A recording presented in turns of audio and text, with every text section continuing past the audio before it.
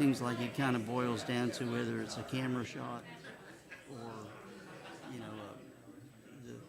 it's the ability to aggregate all that stuff. And the point where the aggregation and the ability to track a person reaches that level. And I'm interested in finding out what these guys say about everything. You can go ahead and push that. Mm-hmm. Yep.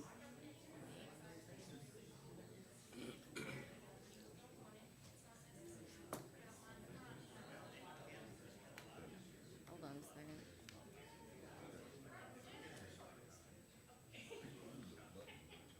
Why is this?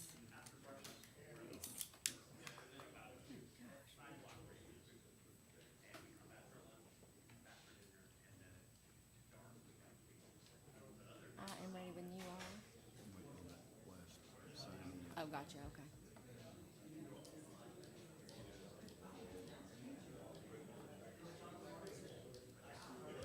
Signy. I don't know. Oh, maybe. Maybe.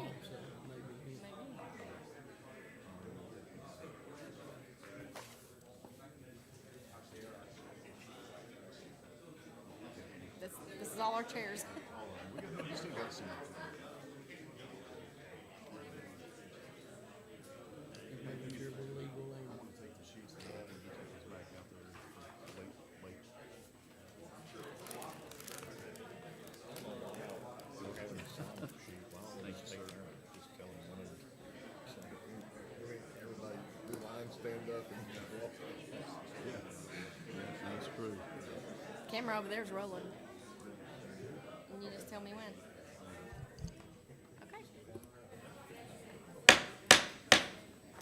Good evening, everyone, and welcome to tonight's flock study session on this Monday, August the 10th.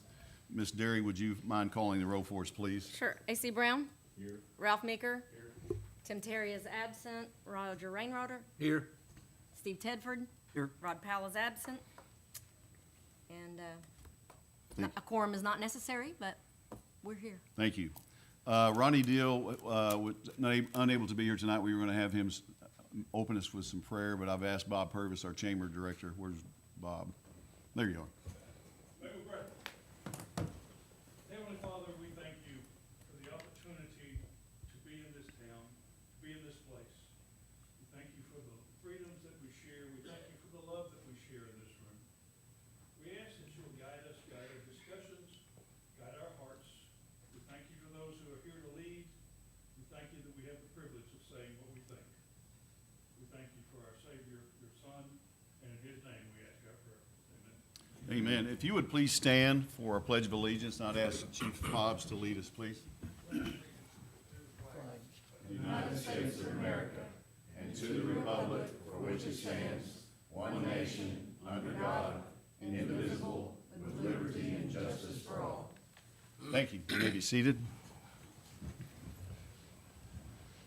First of all, thank you all for being here tonight. It's very important to us, myself and the City Council, and all those here to hear what you have to say in regard to the Flock camera system. Flock is a brand. I'll say that right off the bat. These are license plate reader cameras, so we want to hear from you tonight. This is a non-voting meeting, so there will be no vote taken at the end of the meeting. Doesn't mean in the near or distant future that the council would want to do a vote on this topic, but it will not happen tonight since it's just a study session. We talked last meeting about the process of tonight's meeting. Typically at a council, any council meeting, there's citizen forum is 5 minutes per citizen to speak what you would like to speak to the council. You come to the microphone, you say what you want to say. You come to the microphone, you state your name and address for the record, and then you have that 5 minutes. I have asked the council to consider giving 2 more minutes per citizen tonight since it's such an important topic. So with council's approval tonight, I would move, or not, we don't have to vote, but if you guys are okay with 7 minutes, we talked about this a little bit before. Does that sound good? Good. Okay, so when you're called, I had the sign-up sheet, and if you came in late, we left a couple of sheets back there. You're still welcome to sign up. We have no cutoff time for tonight's meeting. If we need to stay until tomorrow, we can. I think probably people have jobs and don't necessarily want to do that, but we're here to listen to you and see what you have to say about this topic. So if you haven't signed up, please do so in the back. And when I call your name at the appropriate time, you'll come up, state your name, your address, and ask questions, comments, however you want to do it. And the council is not required to answer necessarily or give feedback, but they can at that time. Okay? Everybody kind of on the same page? I want to keep it very orderly. I don't typically use my gavel much at all with council meetings, hardly ever. But tonight I would be inclined to do that. So what you'll see on the screen from all angles will be your 7-minute clock.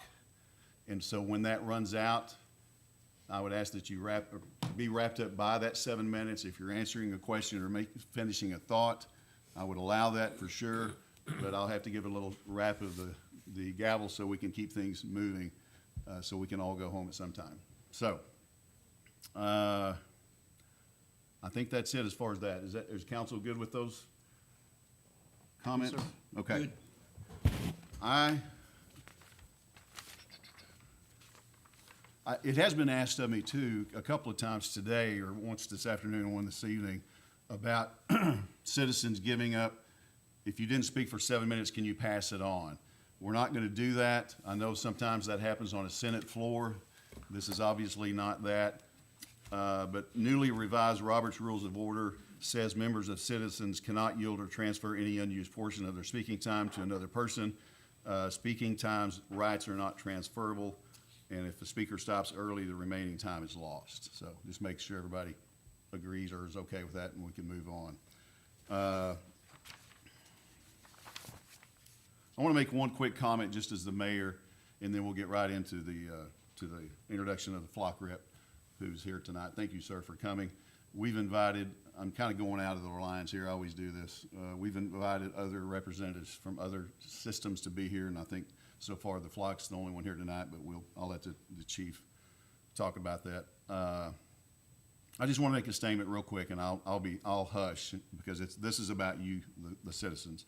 I want to say that these systems may provide meaningful public safety benefits. Residents are also entitled to clear answers about how their information is collected, retained, assessed, and shared. Tonight's purpose is to examine both sides carefully and to make sure Greenwood's police policies protect the public as well as individual rights.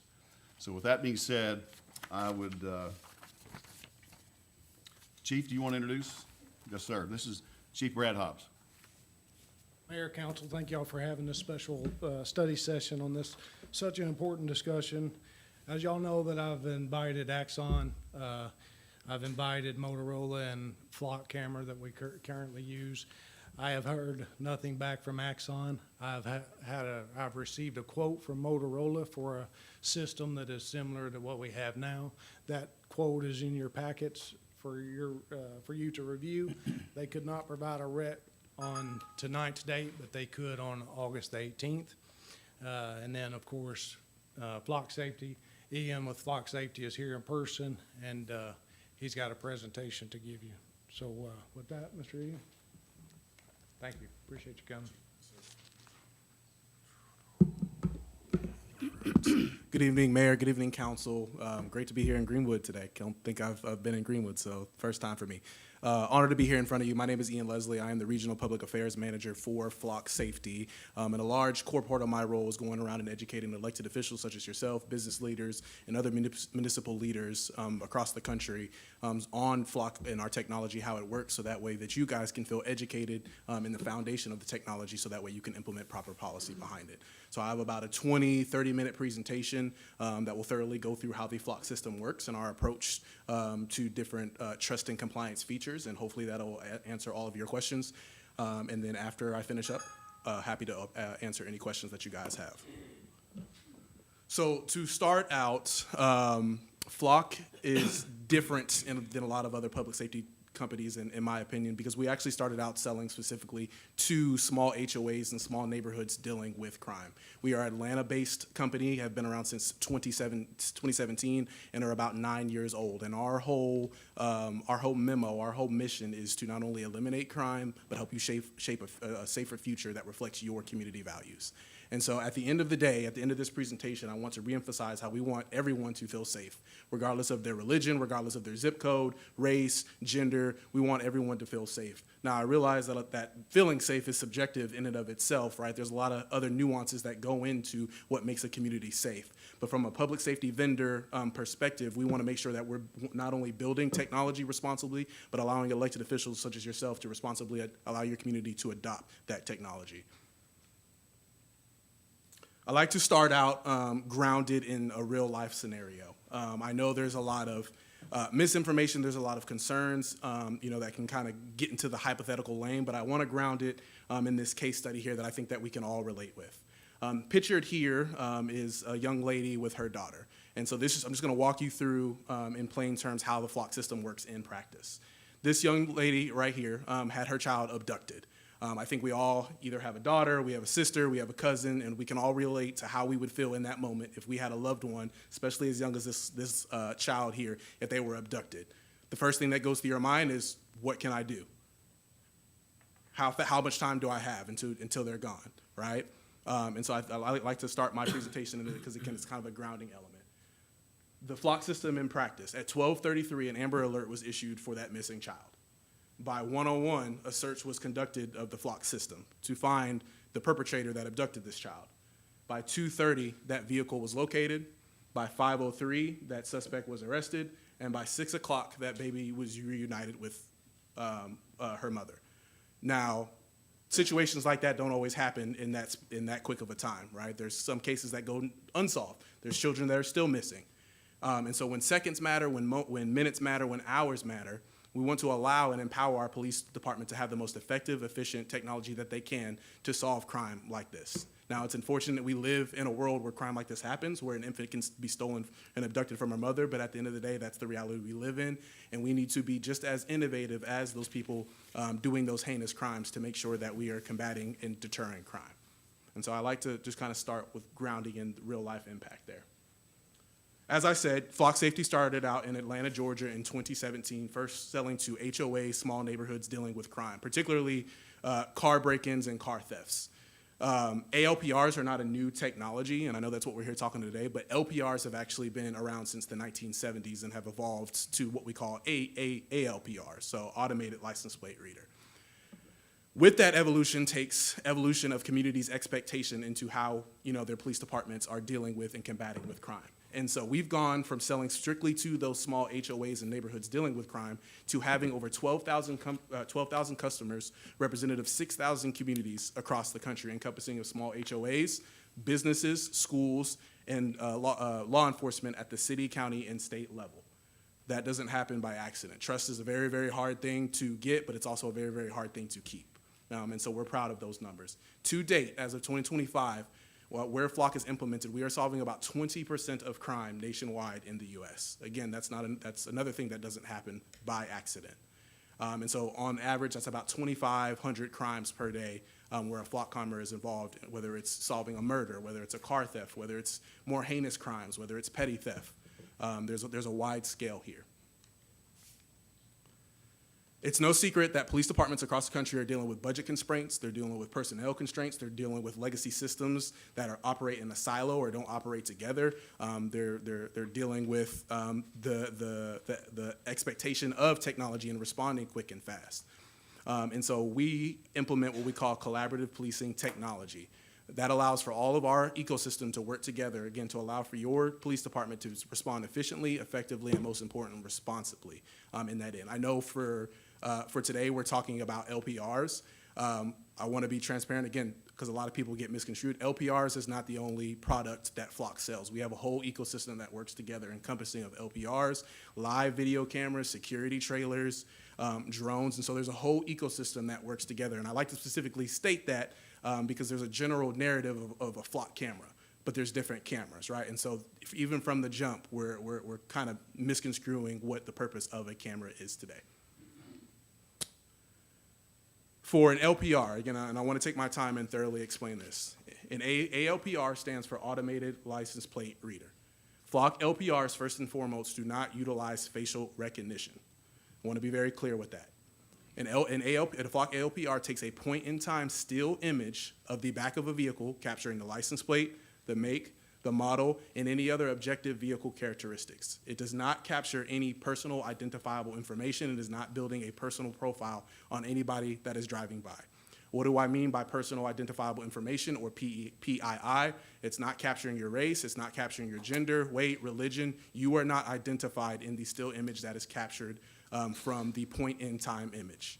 I'm going to keep emphasizing point-in-time image because it's not continuously recording like a CCTV camera that's looking at me now or maybe outside of a gas station. There's a difference in the functionality between an ALPR, which is used to capture, like I said, the back of the vehicle and capture the license plate, and a live video camera, which we have two products. So I just want to make sure I'm clear in articulating the difference between both. An ALPR uses AI and machine learning to identify that make, model, and type of vehicle. That is the only element that AI that is built into the camera. It's just to identify quicker what type of vehicle that is. How the system works in practice. Our system integrates with Hot List. So most notably NCIC. NCIC stands for National Crime Information Center. When a crime happens, your police department will enter in that crime into the NCIC database, saying, I'm investigating a murder, I'm investigating a kidnapping. That is through the NCIC. Certain states have other hot lists. You also have Amber Alerts. You have Silver Alerts. So there's a plethora of different hot lists that our system integrates with. Through that integration, your police department is alerted in real time within 20 seconds that this vehicle that passed the camera at this point in time was linked to a crime. Outside of that, that is it. It's just alerting the police department that this license plate matched an NCIC list.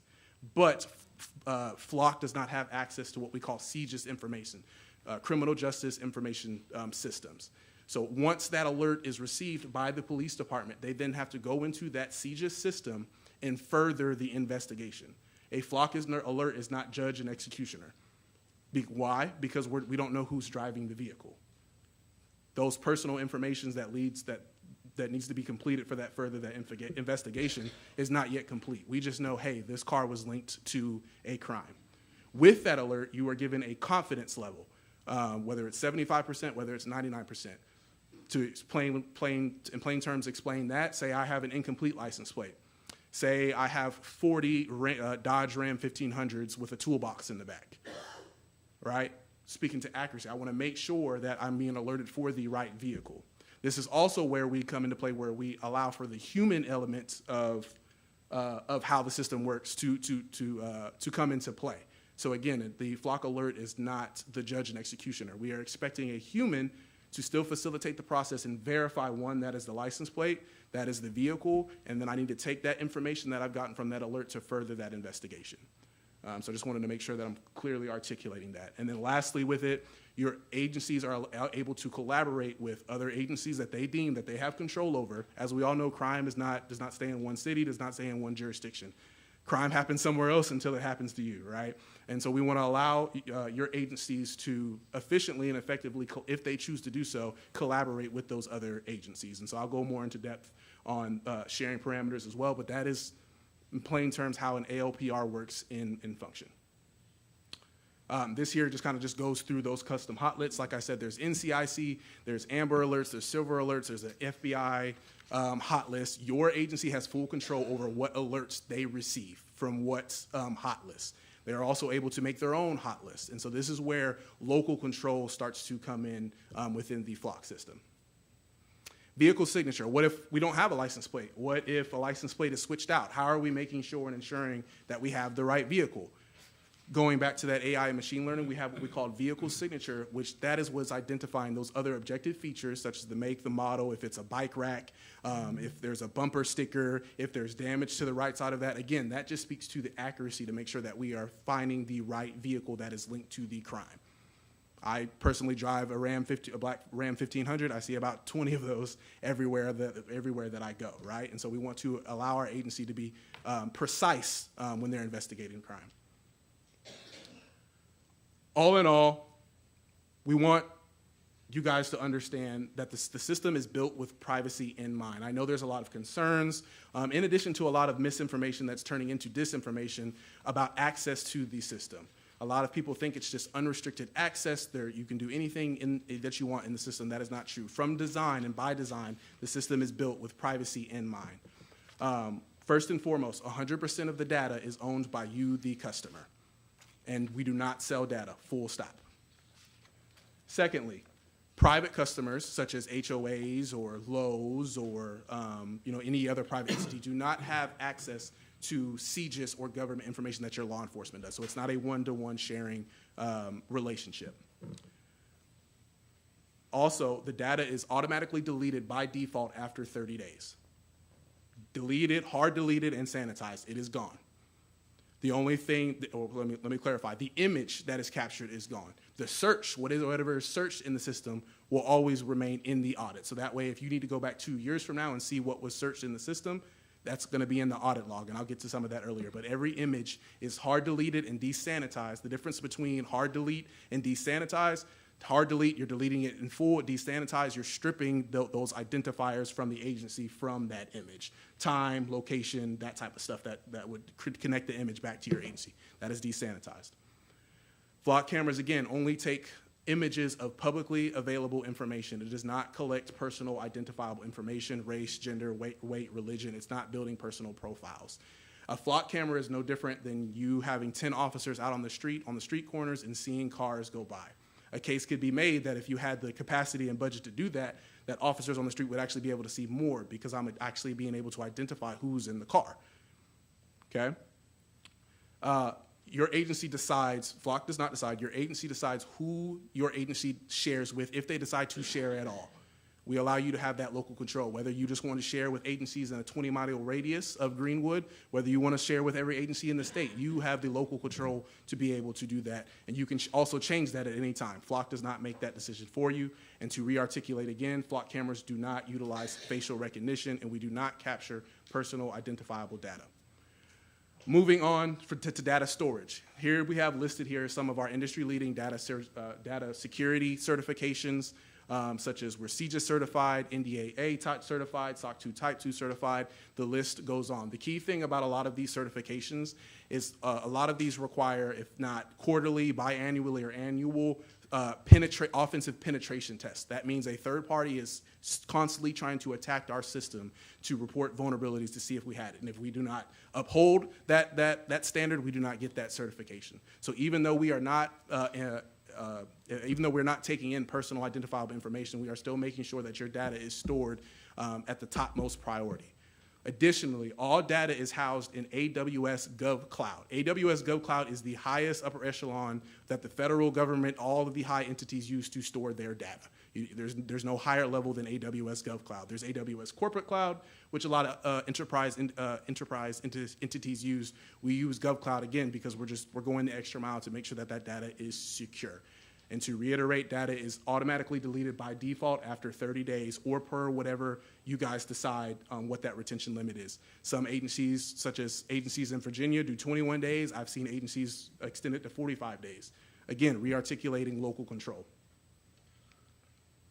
We want you guys to have a public safety system that you guys can stand behind. I am confident in saying that Flock LPRs are the most transparent public safety tool out there right now. Hands down. A lot of people try and use it as a catch-all moment. We understand that we are in the news, there's officers abusing the system, and it's not a catch-all moment, guys. Those principles, those design features that I just put in the system, or told you about the system, is working how it's supposed to. We want to catch abuse in a public safety tool. We want to be transparent about how the system is being utilized. And so when people see things in the news, you shouldn't be scared necessarily. Obviously, we don't want any type of abuse, and every single officer that is abusing the system gets caught and is now in jail. But you want your public safety tools being that transparent and that effective with catching abuse. Going in more into some of our built-in controls in terms of transparency, auditability, oversight. Again, your agency controls who, if at all, that they share with. Again, whether that's regionally, whether that's 5 agencies, you have that local control. Transparency portals. Again, Flock has the most transparent public safety tool. Every agency has the ability to have a customized transparency portal where they can, again, transparently showcase how the system is being utilized. They can link their policy. They can link who they're sharing with. They can link how many cameras they have. You mark out prohibited uses. Put in myths versus facts on how the system is being used. Again, being completely transparent on how that system is being used, and it's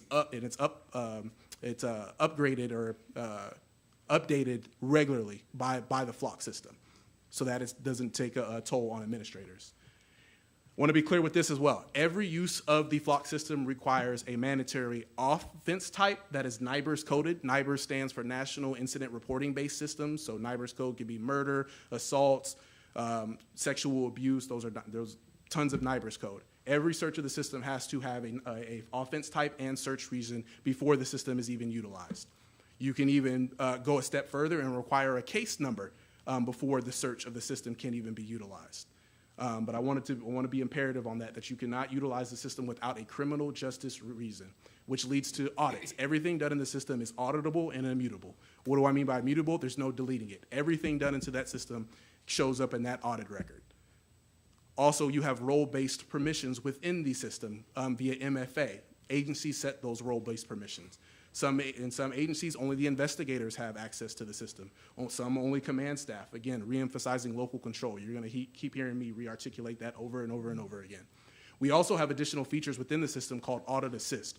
Audit Assist will automatically flag any atypical activity done in the system. What do I mean by atypical activity? Say a specific license plate is typed in abnormally within a weird period of time. It's going to automatically be flagged to administrators to review this, to review whatever role is typing that in. Those are how we are not only just saying, that audits are a good thing, we're actually helping our administrators on the back end be able to implement that, because audits take a lot of time for administrators. And so we're proud of that audit assistant tool that, again, automatically flags any atypical things done in the system. And then again, by default, that data retention limit is 30 days or whatever is reflective of your local policy. Here is what I mean when I said that every use of the system requires an offense type, a case number, and a search reason. So you can kind of see some of the NIBRS codes listed out here: animal cruelty, arson, assault offense, bond default. Again, there's a lot of different NIBRS codes, but versus sit here and tell you how the system works, I love to give you a visual so that you guys can see what an investigator is seeing when they type into the system. As you can see, there is no filter, there is no option in there or no space in there to search for a person. It's simply make, model, license plate, time of date, and location. This is an example of the transparency portal. I know it's kind of hard to see on the screen here. But again, every agency has the ability to have this customized so that way they are transparently communicating to not only their elected officials, but their community members on the use of the system and answering a lot of questions that are out there right now. I wonder if it's going to play. This is just, it's going to be kind of hard to see because the screen's a little. Again, this is just a video, again, kind of seeing the audit assist in real time. When you do audits, we allow for agencies to have a network audit and an organizational audit. An organizational audit is representative of what their audit within their system, and then the network audit will allow, if they're sharing on another network or sharing with another agency, they're able to audit what agencies are viewing or searching their systems as well. So 2 forms of audits there. Again, I like to, versus sit here and talk to people, I love to give people a visual. Not going to play this whole video just for the sake of time. I know we have a lot to go through, but again, I want you guys to be able to see visually the system in use. So I'm going to play about half of this video. Hi, I'm Ashley. I build software at Flock. You've probably heard of license plate readers and thought surveillance. I understand why it feels that way, but that's not what we built. License plate readers take images of vehicles. Flock LPR is used after a crime happens. Things like stolen cars, hit and runs, a missing person. An officer can search for a specific vehicle tied to that case. The LPR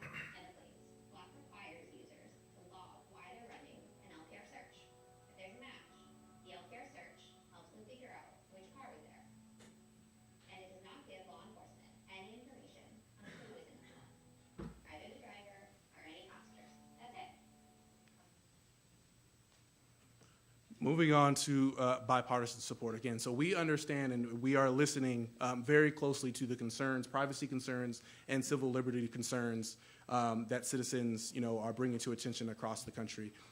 People are just wanting answers to questions. People are wanting foundational understanding of how public safety technology is not only being implemented, but how is it being evolved as it changed so quickly over time when we think of this AI boom. And so that is why meetings in public forums like this, where we can transparently share information and educate folks, are important. And so I just have two quotes on here, one from two bipartisan organizations, one for the Center for Individual Freedom and one for the Center for American Progress, that kind of reemphasizes not only the legality of using LPR, but also kind of directly addressing a lot of those privacy concerns, Fourth Amendment concerns, of technology. Again, all technology should be challenged, but there should also be proper guardrails and safeguards in place to make sure that the system cannot be abused, and if it is abused, that you're able to catch it as soon as possible. So there's a lot of myths going out there. Again, there's a ton of stuff on social media, and there are valid concerns. There are valid privacy concerns. There are valid just concerns in general, but there's also a lot of misinformation out there that is turning into disinformation. So let's just quickly go through some myths that are out there. One myth out there is that LPRs can track people and show police everywhere they go. That is not true. An LPR, again, takes a point-in-time still image of the back of your vehicle, but does not track the whole of your movements. That would be impossible. Impossible unless you had a cell phone that goes with you every single day. And so a lot of the court cases that I show you later on that kind of reemphasize the legality of the legality of LPR. Again, the main difference there is it's not capturing the whole of your movements. It's only taking a point in time. You take your cell phone everywhere, whether it's to the bathroom, whether it's to work. And so Google is literally tracking your every movement. So that's a lot of the difference in a lot of this case law that is out there. Another myth out there is that LPRs violate the Fourth Amendment. I think we are up to 58 cases that unanimously state the same thing, that they reinforce the legality of LPRs. Again, because it is not tracking you in the whole of your movements, and it is not capturing any personal identifiable information. It's only capturing the back of the vehicle and allowing that agency to know if that vehicle was tied to a crime. Another myth out there is that Flock sells customer data and is compiling it all into a national database. We do not sell data, full stop. Your data is deleted by default after 30 days. All of your data does not go into one big national database. You guys are the owners of your data. So if you do not want other agencies to have access to your data, then they do not have access to your data. Now, there are some agencies that do want to work with agencies across the country, out of state, and we have a system that allows for them to do so, but that is at their discretion and at their decision of who they want to share their data with and who has access to their system. Another myth out there is that Flock's private customers can access law enforcement. Again, private customers being like Lowe's, HOAs. Again, there's not a one-to-one sharing. HOAs can purchase LPRs, Lowe's can purchase LPRs to increase the network and share with their agency, but they do not have access to CJIS information, Criminal Justice Information System. Another myth out there, Flock LPRs use facial recognition. Again, Flock LPRs do not capture or do not use facial recognition and do not capture their personal identifiable information, And LPRs do not collect private information. It is not scanning your cell phone as you pass by. It's not scanning anything that you have in the car, any devices, your Wi-Fi, none of that. It is solely capturing vehicle information. Another myth out there is that LPR cameras negatively impact communities of color. We are actually seeing an overwhelming support of once different communities are educated on factual information of how the system works. It allows for more objective policing and non-biased policing rather than subjective and biased policing, again, because we're relying on data and we're relying on objective information. And then another myth out there is that LPRs don't have an impact in crime. Flock, as of 2025, was involved in over 1 million crimes last year, and as I stated earlier, is solving about 20% of crime across the country. Those numbers do not happen by accident. So through this slide in here, again, a lot of the main questions we're getting is around data. Per our contractual obligation, we do not sell data, and I'm going to go through that. It's section 4.1 in your contract. I just want to make sure that I'm thorough. And then a lot of questions also that we're getting is, why are cities removing Flock? Again, Flock has 12,000 customers in 6,000 communities. Now, while there are about 50 or so cities that have decided, for whether it was budget constraints, whether it was what they're seeing in the media and reacting to it, which they have the decision to do so, what's not being told is actually 7 times the amount of cities that have decided to end their contract, 7 times the amount of cities have opted in or have went into a Flock contract. And 16 of those 50 cities have turned their cameras back on after proper dialogue and education on how the Flock system works, responsibly going over the guardrails and addressing those privacy and civil liberties concerns. Again, those aren't things that you're seeing in the headlines, and it's unfortunate, but we're strong and firm in our foundation that we have the support of our customers, and we're building responsible technology. In addition to our law enforcement partners, we also have community partners such as NECMEC, the National Center for Missing and Exploited Children, and Mothers Against Drunk Driving. Flock was documented to have supported 10,000 missing people last year. Again, going back to the beginning of my presentation when we saw the abduction of that little girl. These are real crimes, real impact, and real crime that's happening every day that Flock is impacting communities.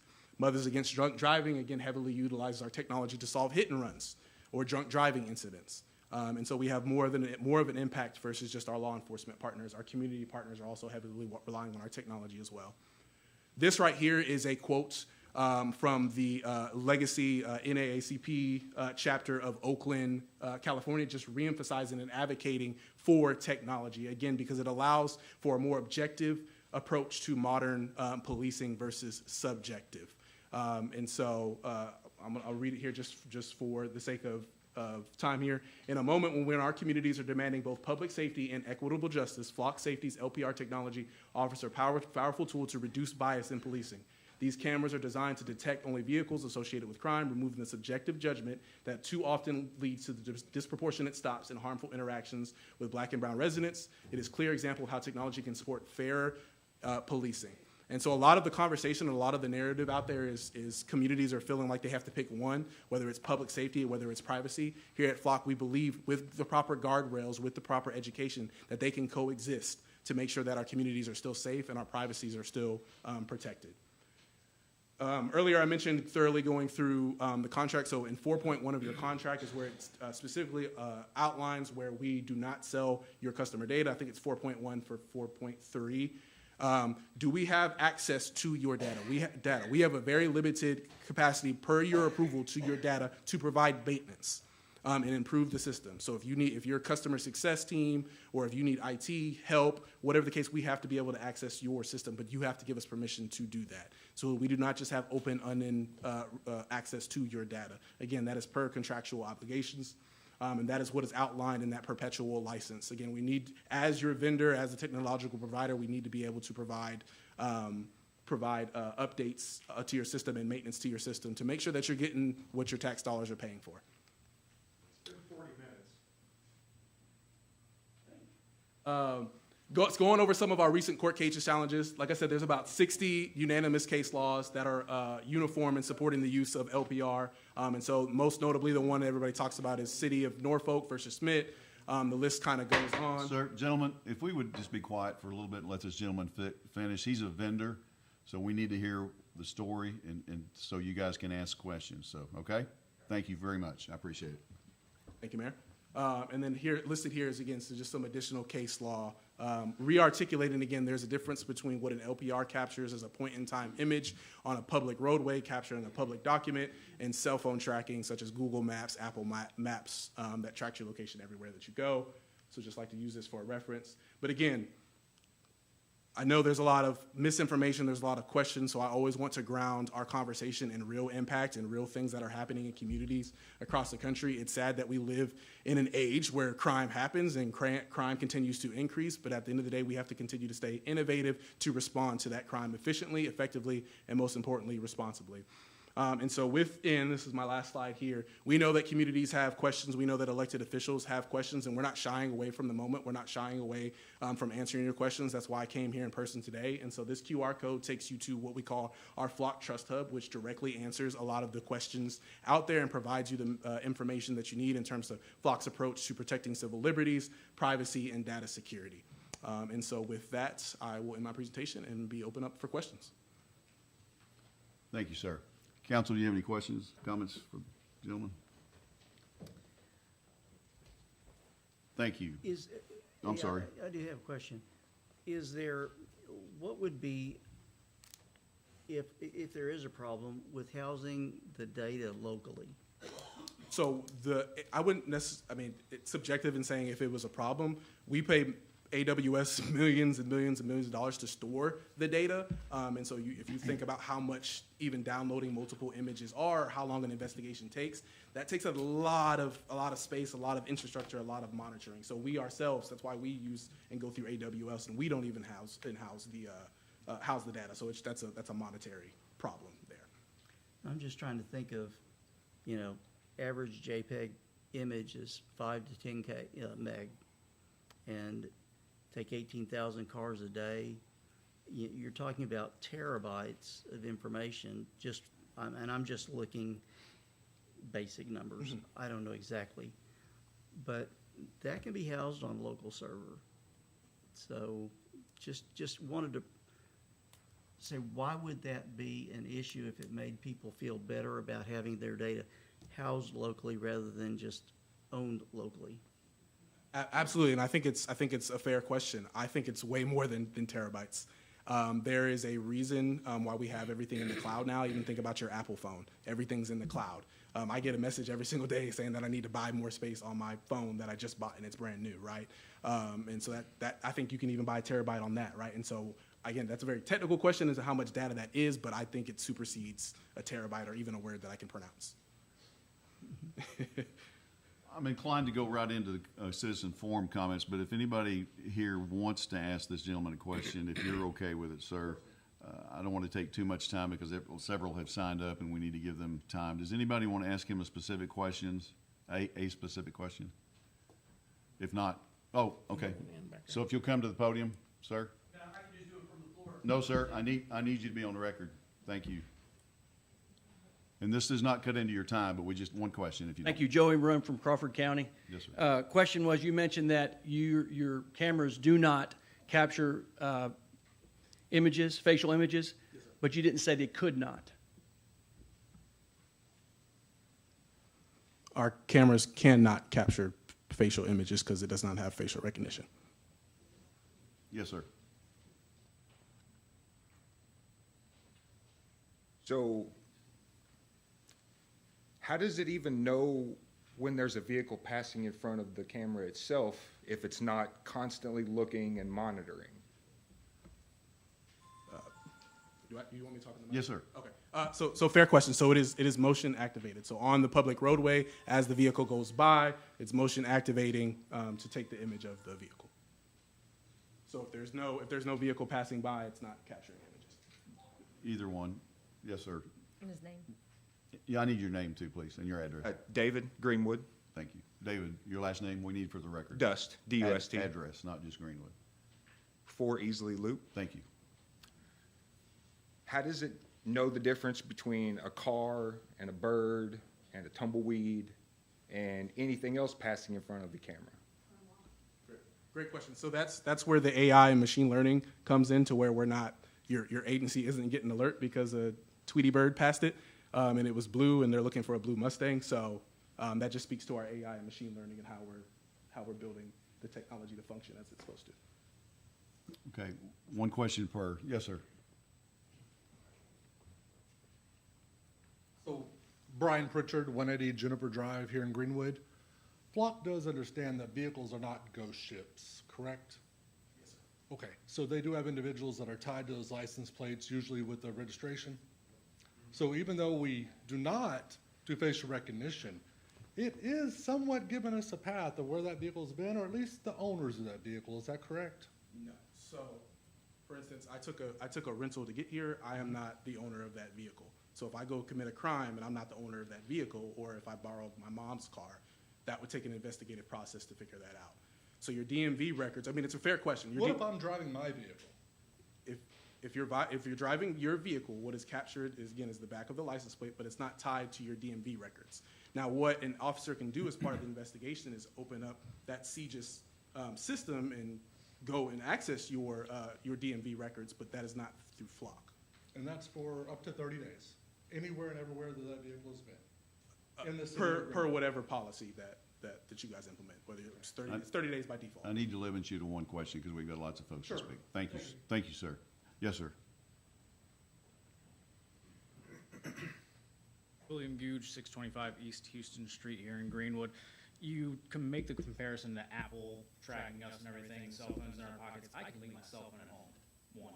Also, when the government goes to Apple and says, hey, I need this information on this guy, they need a warrant to get that information. Do they need a warrant to get the information from Flock? They do not, because it's not capturing the There we go. identifiable information unless you're. Why don't you go ahead and answer the question? So,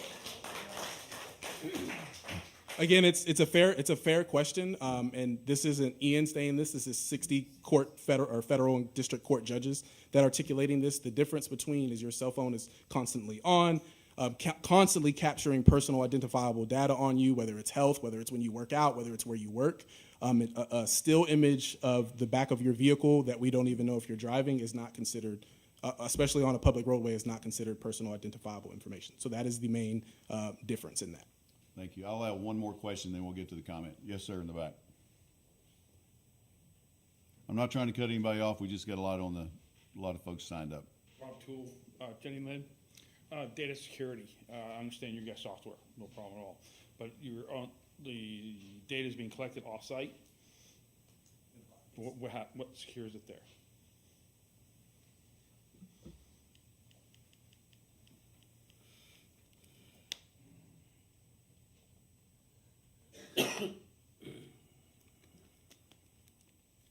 So these data certifications out to the right, I'll list them out again. CJIS certified, NDAA certified, SOC 2 Type 2 certified, ISO 2701 data security certified, ISO 2701 data privacy certified, ISO 4201 AI certified, higher education community vendor certified. And so those are the certifications in which we can articulate that we are protecting the data both at rest and in transit.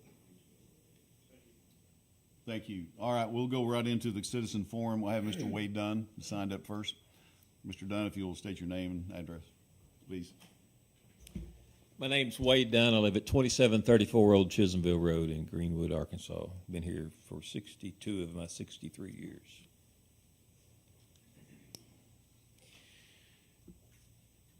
I was a salesman for 25 years. You got a tough job.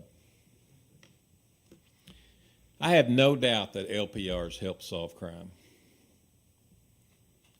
But I have no doubt that the Fourth Amendment keeps us free. It's part of the Bill of Rights, part of the Constitution.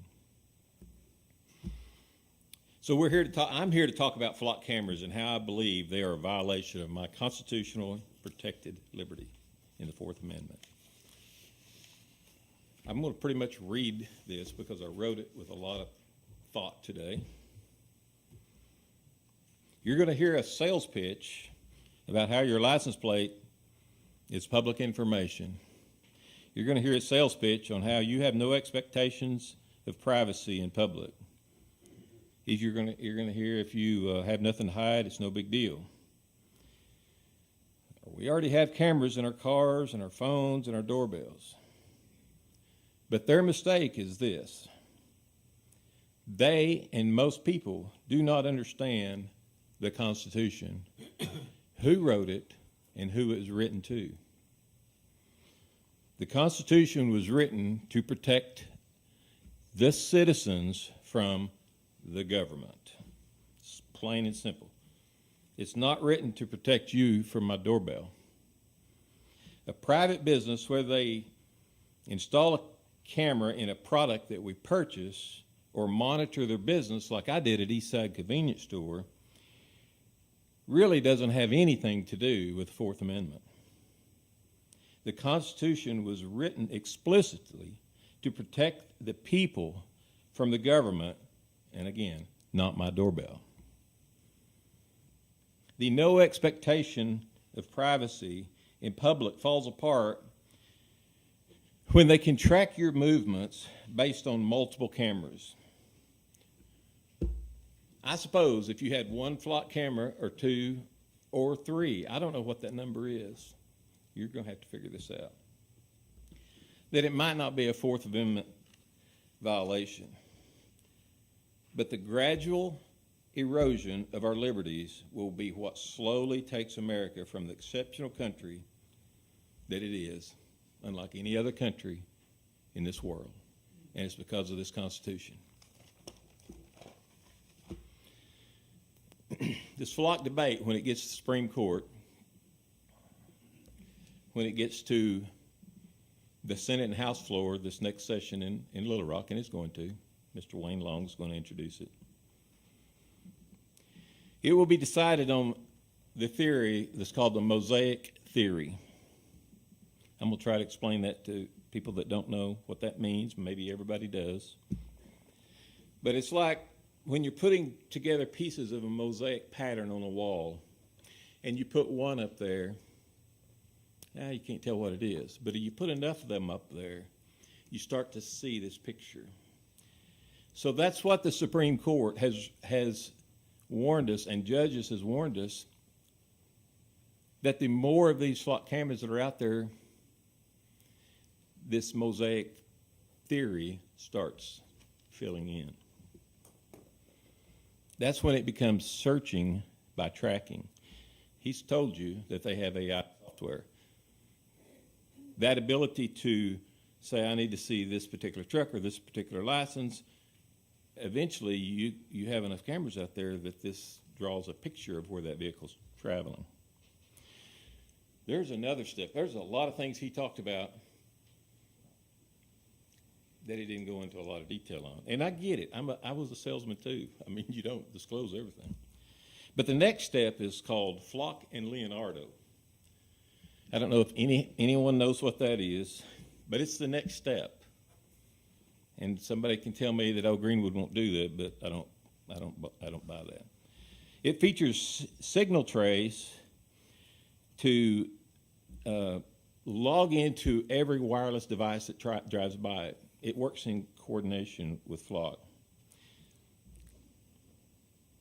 Did you know that according to Section 4.1 of the Flock contract, just making sure I'm on time, I think I'm good. Section 4.1 in the Flock contract, it says this.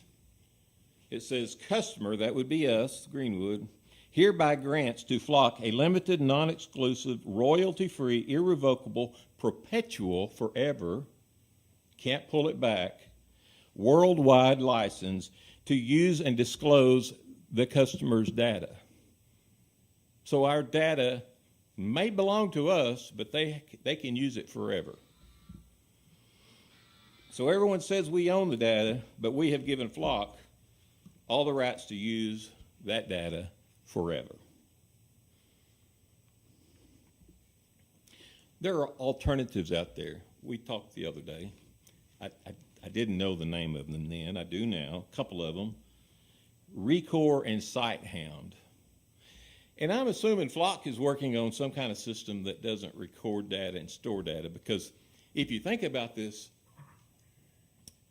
mosaic theory, the more successful they are, the more at risk they are. So they got to be working on something that doesn't store this data. But anyway, Recore and SightHound, they take pictures and then they would send alerts to the police department for alerts, warrants, and bolos, but they don't track people, they don't track license plate, they don't even store that data unless it hits that computer that's in that camera. I don't know why we wouldn't be using that instead. I don't know what the benefit to Flock versus that would be. I sent a FOIA to the Greenwood Police Department asking for all data and records with Flock, all contracts and memos with third parties, and all access logs. What I got back was just a little bit. There was 442 Flock accesses in Greenwood Department in June of 2026 by 12 employees. I was told that only 2 employees had access to Flock in Greenwood. Mr. Dunn, your time's up. Thank you, sir.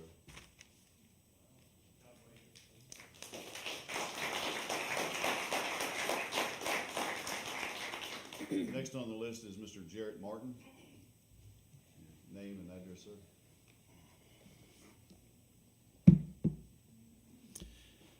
Jarrett Martin, 3103 Pinnacle Ridge Lane here in Greenwood. Thank you, Mr. Dunn, for coming out. When I came in to sign up, I noticed that your name was first, and yet again, I was going to be second. Thank you very much, Mayor and Council, for being here. When it comes to the flock debate, this is going to be a very one-sided debate. I know this. But I'm on the other side, surprisingly enough. I've had the side of this to see behind the curtain. I'm one of those very few people that can actually see where this is a success, because it's happened to me. It's happened to my family. Where most of the problems is with online right now is that intersection right down the road here. Winmar family's business, which was less than 300 feet away, had a trailer stolen. It was those cameras that within a matter of an hour tracked the stolen trailer that was leaving town, and within 24 hours that trailer was back to my family's possession. So those cameras work.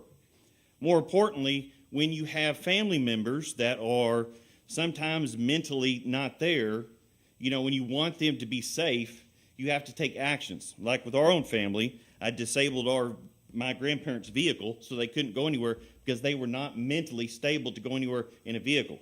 So that's the reason why flock cameras and other ALPRs are great assets, as they do for civil alerts. I get those all the time as I travel all over the United States. But also when it comes to those Amber Alerts.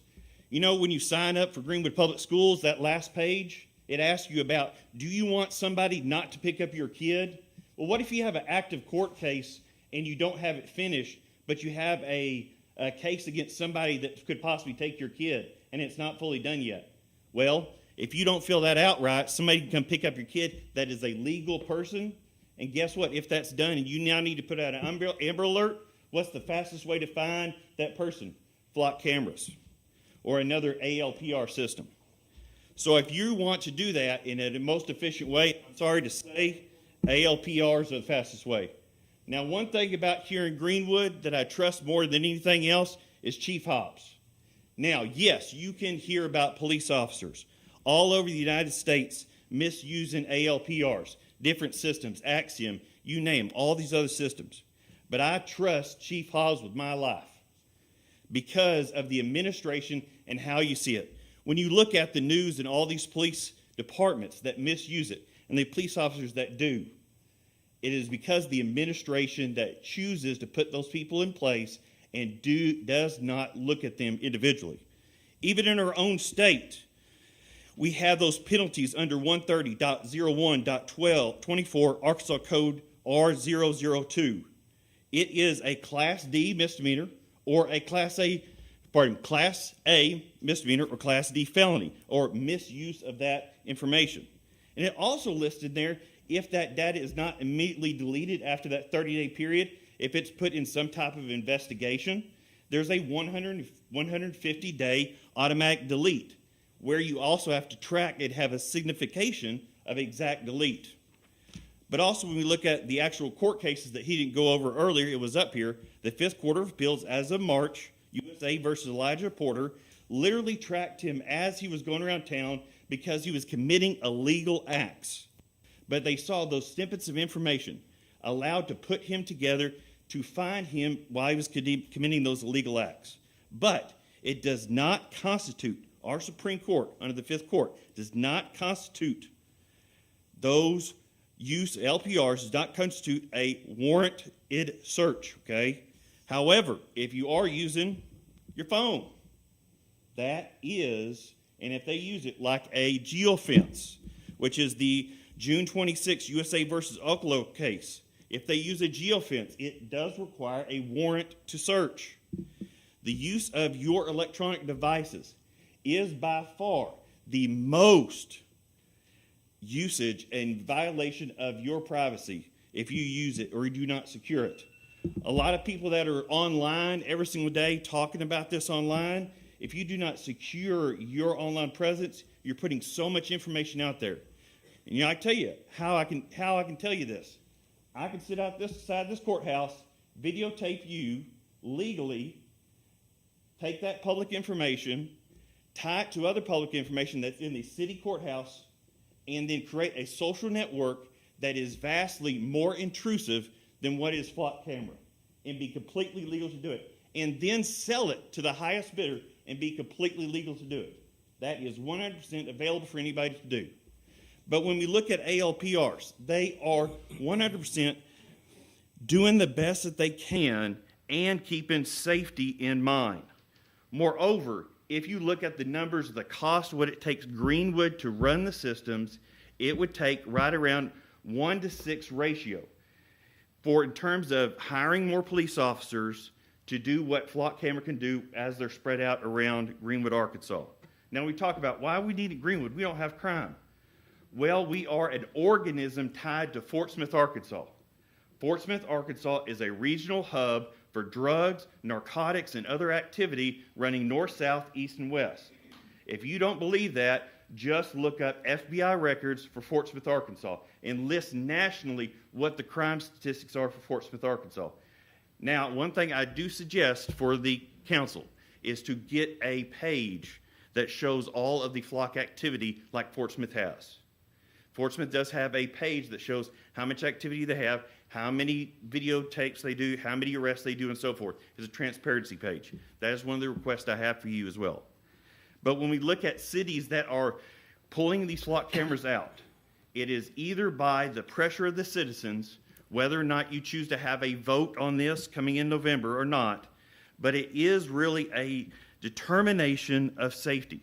Some people say it's the safety over freedoms or not, but when we look at what it can provide, there is no human element that can effectively do the same thing as ALPRs efficiently, or you have to hire such a large police force that it is not efficient money-wise. Thank you very, very much for your time.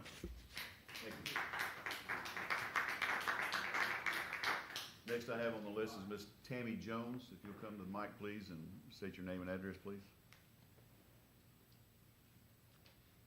Good evening. My name is Tammy Jones, and I live right here on Bell Road in Greenwood, Arkansas. Good evening, Mr. Mayor and Council. Pull the mic down just a Okay. little bit. I'm sorry. Can't hear me? Yeah, thank you. Okay. Thank you. All right. Good evening, Mr. Mayor and Council. Well, I can't stand here before you tonight and say that I know all the ins and outs of flock cameras. Yet what I am convinced of is that if they can stop one kidnapping, one felony on the run, one stalker, stops one bully at school campuses, it would be worth it, especially if it happened to someone you love. A camera on school recess field not only confirmed one bully, but 3. Where a student had severe sprained wrist, thought that at first it was broken, as well as the wind that got knocked out of her when she was knocked down and fell. All because not everyone knew that there was cameras. I didn't know.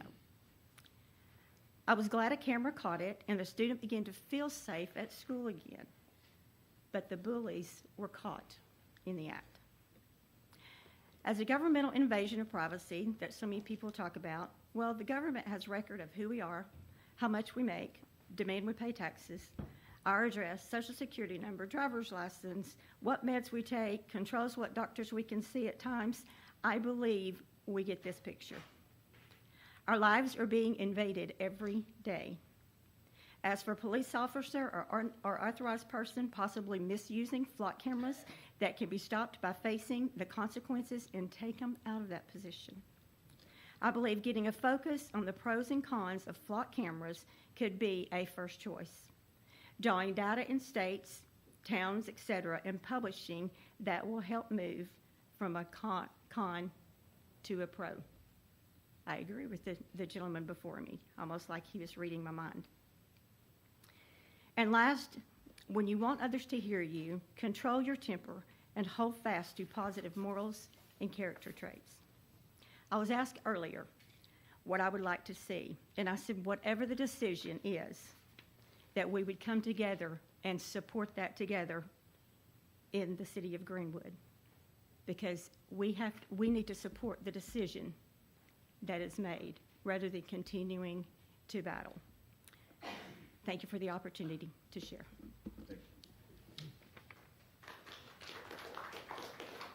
Next on the list is Mr. Cameron Keller.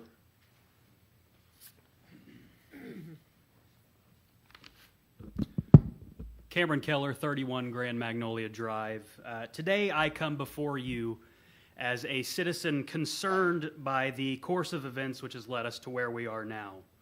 After having extensive conversations with involved parties, including the police chief, I have discovered that the original contract, which was signed with Flock Safety, is missing, and one will not be sent by Flock itself. But some weeks ago, I submitted a FOIA request to the city, and I received my requested documents in a timely and professional manner, and for that, I would like to thank the police chief, Brad Hobbs, and Kirsten Falkenberry, and all other involved parties. But I will tell you that what I received in the FOIA did not dissuade my fears. In fact, it doubled them. The contract, which the city is currently operating on with Flock, revealed something even more troubling. Flock's terms and conditions, which he referenced in his PowerPoint, are not actually listed in the contract. They are listed as being on Flock's website. Now, what does that mean? That means that when Flock removes the explicit term, which they did, Flock does not own and shall not sell customer data, and replace it with customer hereby grants Flock a limited, non-exclusive, royalty-free, you've heard it now many times.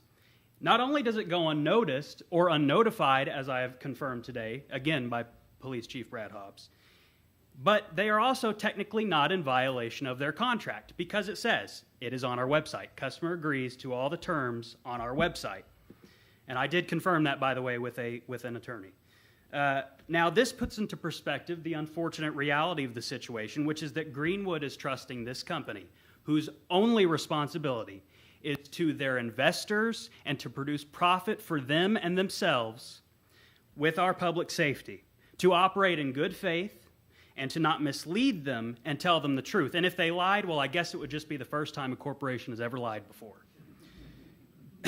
This company with an $8.4 billion valuation, and when you compare their lobby to Axon, it's worth noting that despite Axon being 5 times the valuation and generating 10 times the revenue, that Flock spends 4 times more of its revenue on lobbying than Axon does, and that's not to mention their state lobbying apparatus or their implicit in their contract, municipal lobbying apparatus, which is essentially what this gentleman is doing here today. Now, there is a misconception about what Flock cameras do. There are some that believe that they are just automatic license plate readers and nothing more. And what he said in that PowerPoint in so many words was that, no, that's not what they are. What they are is that at minimum, according to their own marketing, they track color, make, model, dents, scratches, roof racks, decals, political stickers, a complete, what they call vehicle signature of each and every car that passes by it 24 hours a day, 7 days a week. Flock cameras also discern when you frequently travel with other specific vehicles and can flag potential associates and recognize patterns for your particular vehicle's commutes, and that data is stored for a minimum of 30 days. Now, the line has been repeated ad nauseum. You do not have any reasonable expectation of privacy when you're out in public, and that's not a false line, but when you go out in public and a police officer observes you, that's not a violation of your Fourth Amendment rights. But if an officer is tailing you every day, not just in Greenwood, but in Fort Smith, Barling, Alma, Van Buren, Little Rock, or when you decide to take a weekend trip to Dallas, well, then I think we have a different story, and they store that data for a minimum of 30 days. The Supreme Court has ruled over and over again that tracking intimate location data, whether it's a car or a cell phone, is indeed a violation of the Fourth Amendment. Being stolen, these will have ceased to have been worth it, and I think Tom would agree that we cannot afford the $2 million settlement that we're going to give to said family. And by the way, that is not a hypothetical. That happened in Colorado. So the value of these cameras would come down to their general capability to reduce and solve crime. And to this point, no evidence actually exists to prove that Flock cameras do any such thing. No independent peer-reviewed studies, that is. He referenced a TCU study from 2024 in his PowerPoint. What he did not mention is who co-authored and funded that study. That was Flock themselves. It was co-authored by a Flock employee and funded by a Flock employee. That's like McDonald's trying to tell you that a Big Mac and a large fry is the best thing an American can eat and is 3 square meals a day. They may say it, their data might say it, but you and I both know that's not true. So, I don't fault anybody who believes in Flock cameras. I totally understand and sympathize with their views, but as time goes on, we have to ask ourselves if the appropriate response is to just roll over and say, oh well, they're watching me, or actually stand and fight further infringement. And I would take issue with the fact that the company to which we have outsourced our public safety has referred to anti-flock individuals as far left, anti-police, and in some cases as terrorists. You all know me, I know you all do, and you know that I am not a far left anti-police terrorist. So with my time running out, council, I just want to say and appeal to you tonight. I know that this is not a voting meeting, but look at this crowd. The people are here, and the vast majority of these people want you to get rid of these flock cameras. So let's not debate it. It's too late to put it on the ballot in November. You all know that. So let's get rid of it as soon as humanly possible. Thank you for your time.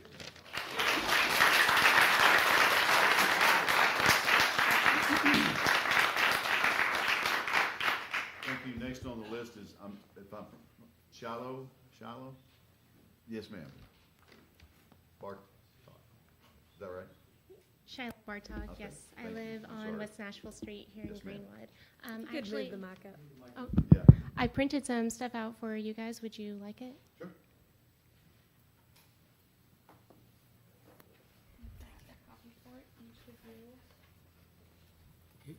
And I did this research myself, so if any of you want the full-on, Thank you. list of where I got this information, I can even give you all of my Google searches that I used to make it. Thank you.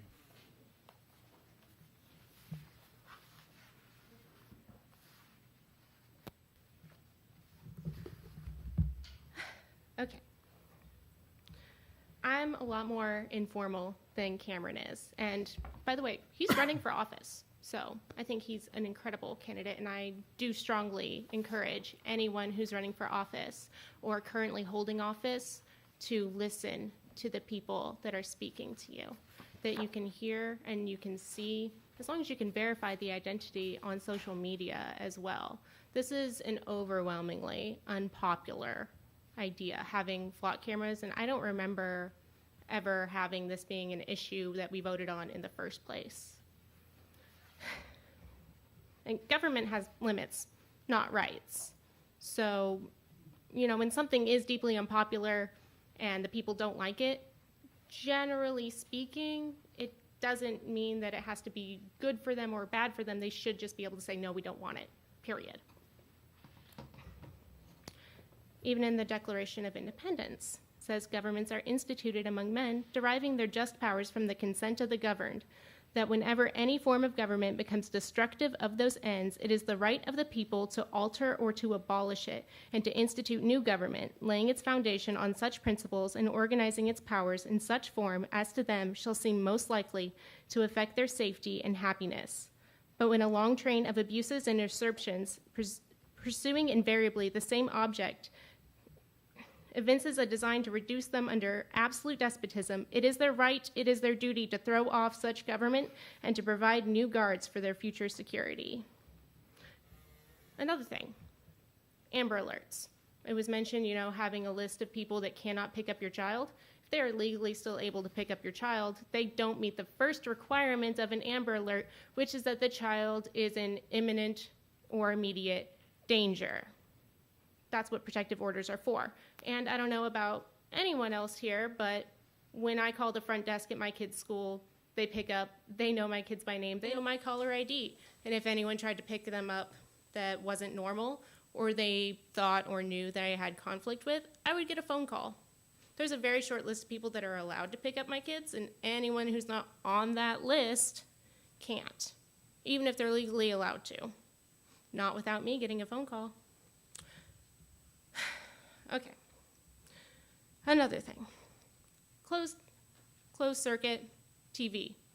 Doesn't go to some other location, doesn't stay there, isn't open to other law enforcement agencies. That needs a warrant. And if it's not tracking, then how come you can track the time in between my locations at each flock camera, making a line of where I've been. You don't know how long, it takes to drive from this Denver Street location to that Denver Street location? I do. It takes around 3 minutes between flock cameras. You can reasonably track someone using that. And when it's shared with other organizations or agencies, if they're not secure, then they have access to it too, and they can leak it. If you have to list something to search on our systems here, then you can pull anything. You can use any reason to get our information. That's not secure. Facial recognition isn't needed. We know who drives what vehicle, and with clear as day pictures, you can tell who's in what vehicle. Also, Carpenter versus the US in 2018 said that there was, you do not lose all expectations of privacy when you venture into the public sphere. Quote, "It is unreasonable to believe you won't be in view of someone's camera while in public. It's reasonable to assume that information or picture will not be stored for weeks for any reason without knowledge or consent." There is, quote, "legitimate expectation of privacy in the record of his or her personal movements." And that's what I'm seeing. And I know that I take special routes to go into Fort Smith, to go around Greenwood to avoid feeling tracked, to avoid feeling watched. It's ridiculous. All right, I need to know what every hot list is and why Flock is allowed to use them. I would want to know why here in Arkansas we have 4 cities immediately already canceling contracts over this. Brittany Byrd, our interim chief in Mayflower, announced an immediate total termination of the city's Flock camera contract, despite it running through 2027, stating that the department will not participate in tactics which compromise or infringe upon the liberties entitled to law-abiding citizens. I feel like I'm a suspect in a pre-crime. What have I done? Why do I need to be tracked every single place that I go? I know I don't. I don't need someone watching over me every time I leave the house. But if I want to go downtown, I'm tracked. This is crazy.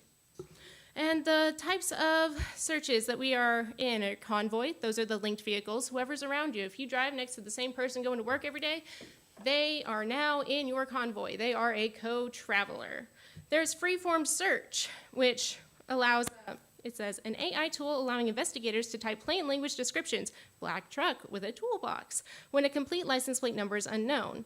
In a move that will transform the latest network of LPR cameras in the nation, Flock announced that every existing Flock LPR camera can soon become video-enabled at no cost to the customer.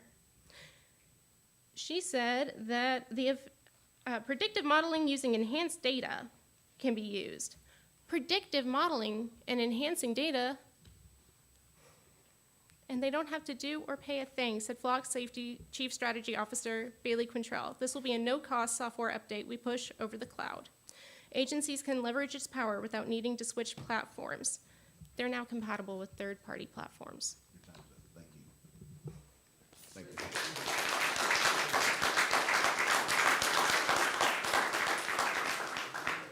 Next on the list is Brian Pritchard. Name and address, sir, please. My name is Brian Pritchard, 180 Juniper Drive here in Greenwood, Arkansas. And there's 2 things about this particular meeting that has upset me before I get to Flock. But I have a son entering the 11th grade, and tonight is his open house, and I should be there, but instead I chose to be here because the issue matters. I made that sacrifice. And yet tonight, 1/3 of the council is absent, and 2/3 of the invited technology companies did not decide they needed to attend. Citizens were asked to show up, and we showed up. And that brings me to Councilman Tim Terry.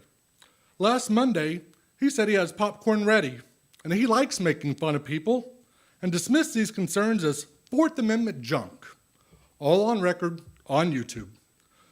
When we got on the public street, he said, in your car, you left that privacy at home. Those comments were asinine, and he should be here tonight to answer for them.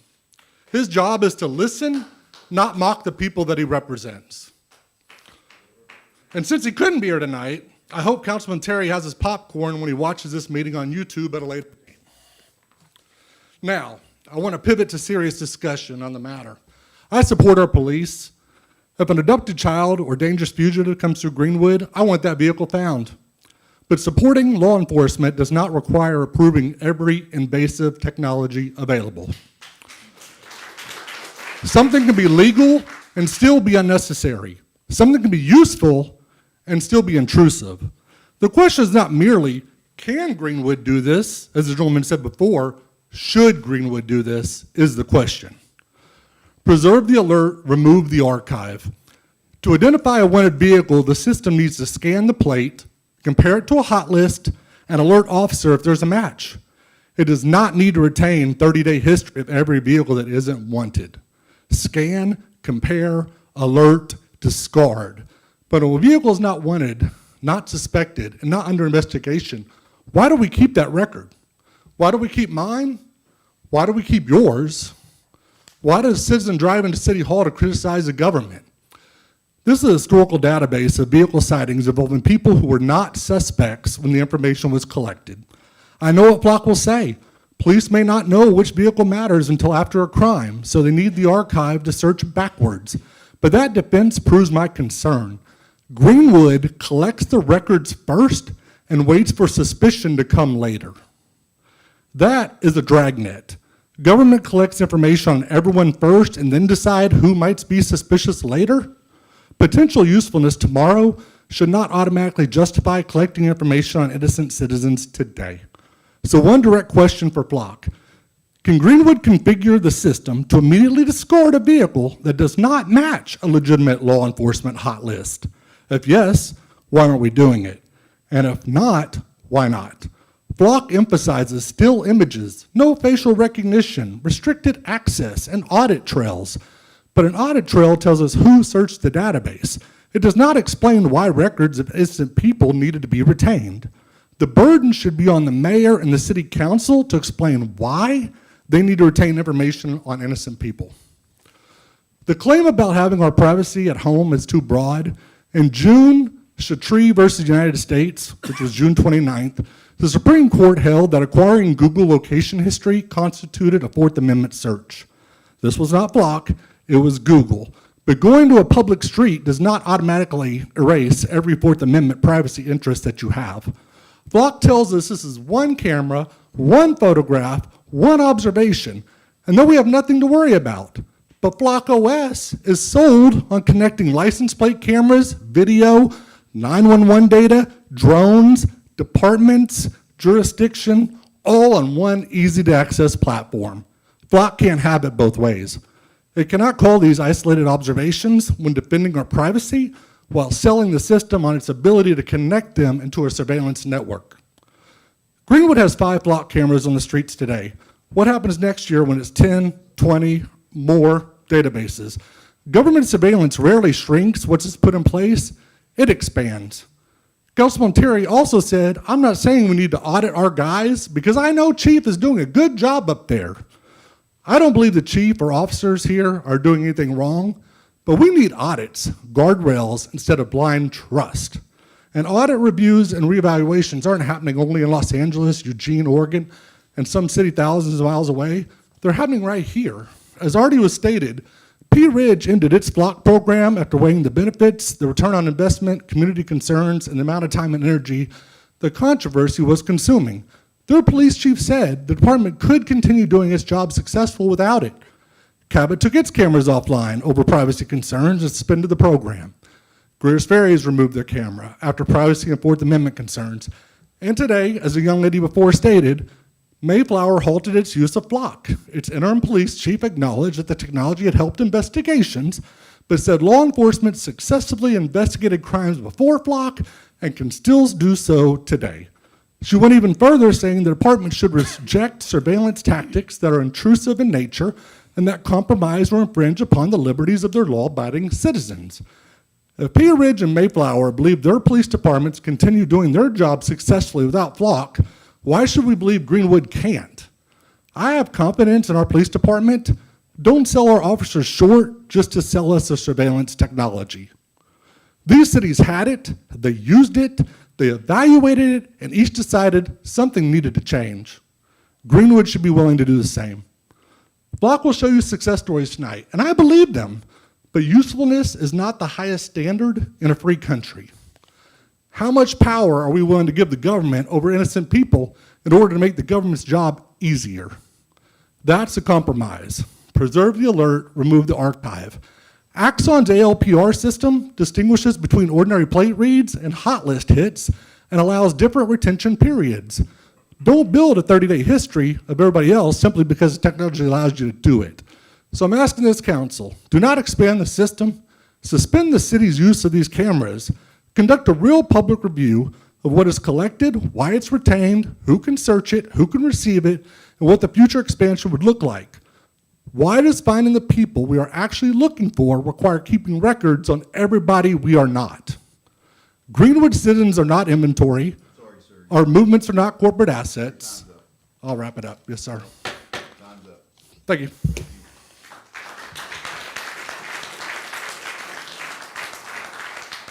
Next on the list is Mr. Mike Dean.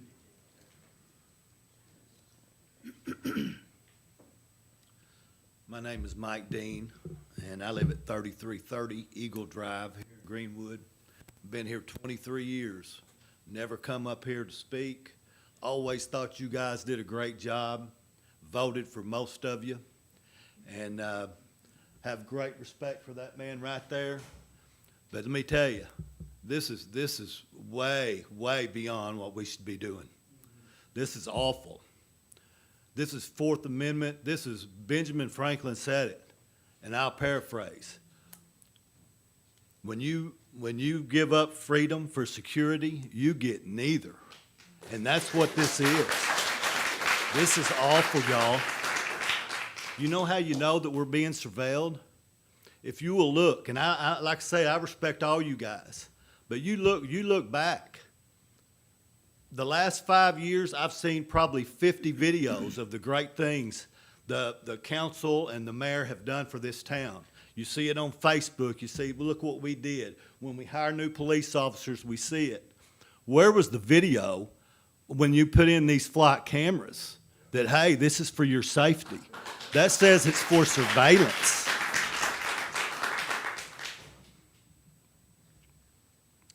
If police want to track me, you need to have probable cause. You need to get a warrant, and you need to get a tracker to be able to come get me. You do not need to be using cameras. And I respect this man. He's a salesman. I understand. But I could care less. I mean, how is somebody from Greenwood was not defending Flock? You guys put this system in. Y'all have installed this system, and you're spying. You're surveilling us. That's the only way to see it. And the Axon, it's awful too.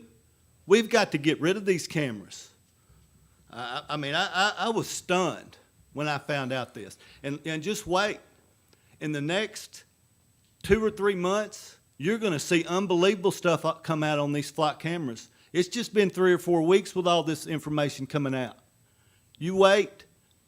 And I'm also disappointed because we're having this meeting, and it's too late for somebody to run who's going to be against the flight cameras. So we've got, I know you're running for mayor. Mayor, y'all are running against one another. And if neither one of y'all are against these flight cameras, then this town has no chance to vote to get them out of here. We're just going to have to put up with it, and you're going to rule over us, and we're going to have to just deal with it. And I tell you, these Axon cameras, they got to go. All this stuff's got to go, y'all.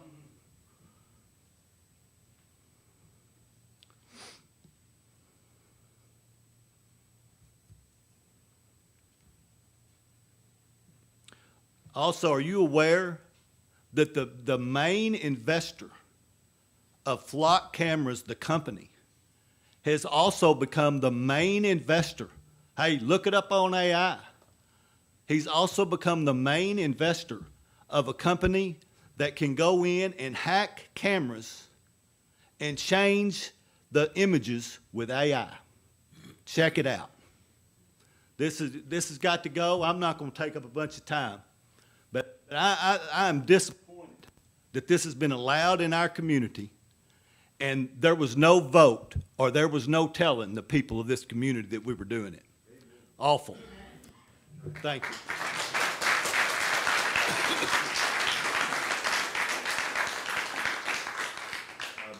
Apologize. The next sign up is, last name is Ramos. Am I correct? Can you hear me?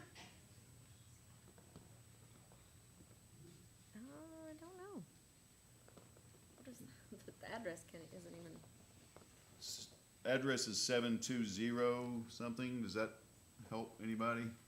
last name looks like Ramos. Louis or something. I'm sorry? I don't want to miss anybody. No. Ramos is the last name, or that's what it appears to be. Maybe they stepped out. We can Okay. come back to it. We'll maybe. go on and then we'll call back. Wade Wisdom, name and address, please. Hello, my name is Wade Wisdom, address 814 West Atlanta Street. I know that most of you don't know me. I know the mayor personally. He's been to my wedding. He is a very good man. I respect him a lot. Thank you, everyone, for coming out, everybody else. Yeah, this is a very, very important issue to me. I am married with 2 sons. My oldest is 2 years old. I am not very comfortable with the fact that me and my wife and kids can be out just going to the grocery store and these cameras are watching us just to go get groceries. This is insane. So I want to go over some stuff for you guys, why I'm not in favor of this at all. First off, there is a big issue across the country right now with police officers misusing flock cameras, as we've heard tonight. As of right now, there are between 40 to 60 cases across 12 states of this happening so far. Officers have either been fired, reprimanded, or put on leave because of this misuse. Police officers have used them to stalk people such as ex-girlfriends, ex-wives, etc. Now, do I understand people's arguments for saying we need them to help someone who might be kidnapped, shootings, crime? I completely understand. I get it. I'm a father myself. If something happened to my kids, I would be devastated. However, where do we draw the line? Where? Because who's going to stop Flock from working with the federal government to where the federal government will have even more chances and power to keep an eye on us, the citizens? These Flock cameras also do not just read license plates. I've looked this up. They also track where you shop, where you go to eat, what kind of roads and routes you normally take. They can also tell exactly who you are by the tattoos you have on your body. And they can track every single person in America. It's not just tracking criminals. The worst thing I've ever gotten was a speeding ticket. I am not a criminal. I try my best to take care of my family. A Business Insider investigation revealed that Flock safety cameras misread license plates in 71% of the felony and stolen vehicle alerts. That was 1,012 out of 1,427 alerts sent to Roseville Police Department in California in 2023 and 2024. It was also found in Los Angeles, California, that in a span of 2 months, 161 innocent drivers were wrongly stopped because of Flock camera errors. These are just a few examples of why we should only not implement these kind of cameras, but any kind of surveillance like this at all. So like for instance, once it's in place and it's declared a national emergency, if they're working with the federal government, well, what if they decide to change the rules all of a sudden? They can do that. And then for safety reasons, they would be doing all sorts of draconian stuff that we've never seen before in this country, but we've seen it in the world in the last 50 to 100 years. And something else that has also bothered me is what the Flock CEO said a few weeks ago.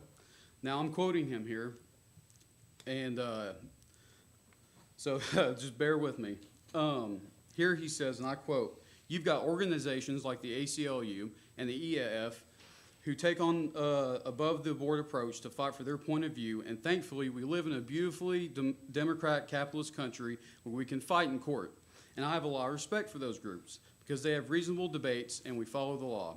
And then unfortunately, there's terroristic organizations like DFLOC whose primary motivation is chaos. They are closer to Antifa than anything else." Just want to let everybody know, I've looked this up. DFLOC, all they do is they map out where each camera is in each town and city, and then they tell you what the actual stats are. That is it. Calling them a terroristic organization is horrible. And Flock, I understand he's just doing his job. I get it. I completely understand that. But the fact that their CEO is more than willing to call organizations and people who are just simply against this terrorists, what are we doing? That's a huge red flag to me. What are they going to start calling my boys when they're older if they're against this? Are they going to start rounding people up? I don't know, but that's a huge red flag. And I also would like to mention that this flock camera issue is just a branch off of the 2001 Patriot Act, if anyone older than me remembers that. I was only 4 years old at the time. I did not get a voice or say in the matter whether or not we could have that. However, if you know about the Patriot Act, you know that the federal government is allowed to listen to us on our phones, our televisions, pretty much any electric device that you have or use, they use it to listen to you. That is unconstitutional, illegal, and against our rights as American citizens. And I was going to end my speech tonight with a snippet from the Declaration of Independence, but a couple people have already done that for me, so I don't feel like I need to. I just want to say this is just I'm very disappointed. I really didn't think this would ever happen in my town. I'm not originally from here. I'm originally from Oklahoma, but I met my wife back in 21. I moved here. I love living here. This is a great community, a great town with lots of great people. And this is just unprecedented. This could lead down to such a horrible path that we may never get to go back from. This kind of reminds me of COVID. And this also kind of reminds me, because I'm a history buff, of the Soviet Union, East Germany, of the Stasi, if anyone is familiar with what the Stasi did to their own people. With that, I yield my time. Thank you, everybody. Thank you.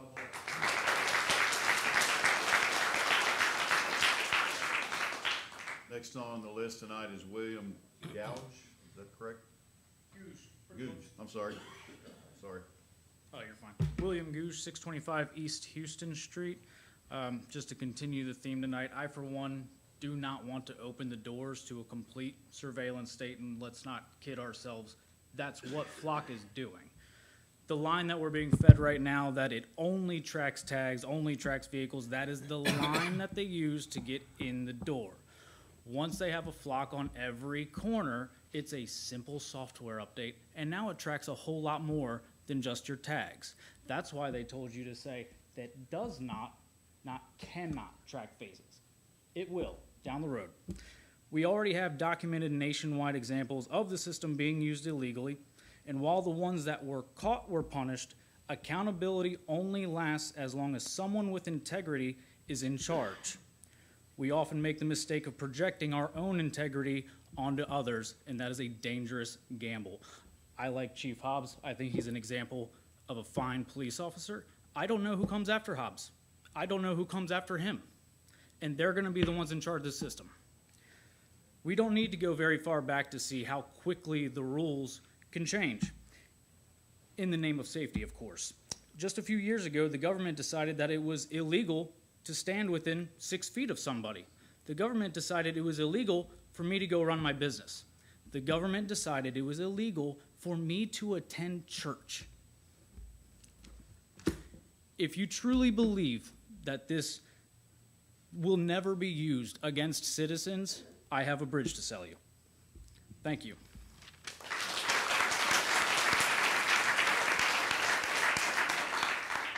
Next on the list is, I believe, Mr. Chris Young. Everything has been mentioned, everything that I want to say has already been mentioned. Okay, thank you, sir. Next on the list is Mr. David Dust. David Dust, 4 Easley Loop. I just want to clear up a couple common misconceptions that I'm sure a lot of non-tech savvy people aren't really aware of. I used to build internet infrastructure, so I'm well aware of how data works. There is no such thing as a license plate reader. Not in this digital day and age. They do not exist, period. Point of fact, end of story. It is the software that dictates what the camera is being used for. Any camera can be dubbed a license plate reader if it's fed through license plate reader software. So any camera can turn into facial recognition, turn into data tracking, can turn into literally anything that you feed the software. Anything. Doesn't matter. The vehicle fingerprint that they claim it's being used for is just a small snippet of what it's actually capable of. They also have gunshot detection. So there is a microphone. It listens to absolutely everything. A lot of them have RF scanners, which pick up on your Bluetooth from your car, your watch, your ring, anything. Anything that gives off a signal, it tracks. Anything. There are video subscriptions that are available to this system. Not still shot subscriptions, video subscriptions. So, I mean, they've already admitted that it takes video, already. There's convoy assertion, which it's already been covered. There's no public oversight on any of this. We're not allowed to say where they go. We're not allowed to say when they're on or what they look at. And the fact that a portion of them are pointed at walk paths, parks, what is that? Why? That's ridiculous. It shouldn't be pointed at a path where I walk my dog. There have been over 100,000 errors since their instillment. 100,000, no, I've read that wrong. 181,000 errors. So more than the cameras themselves. 181,000 errors in total over 9 years. That's a baffling number.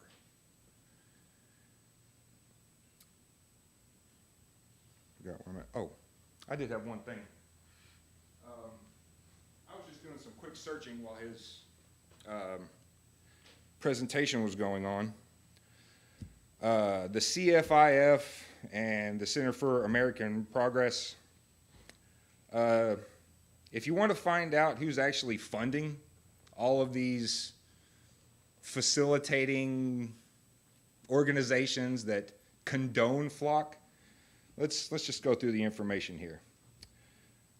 Companies associated with Karl Rove, Meta, Facebook, AT&T. Here's a couple more here. The Founders Fund, which, if you look at the controlling members of the Founders Fund, you're just going to find a big list of Epstein names, which we all know what that is.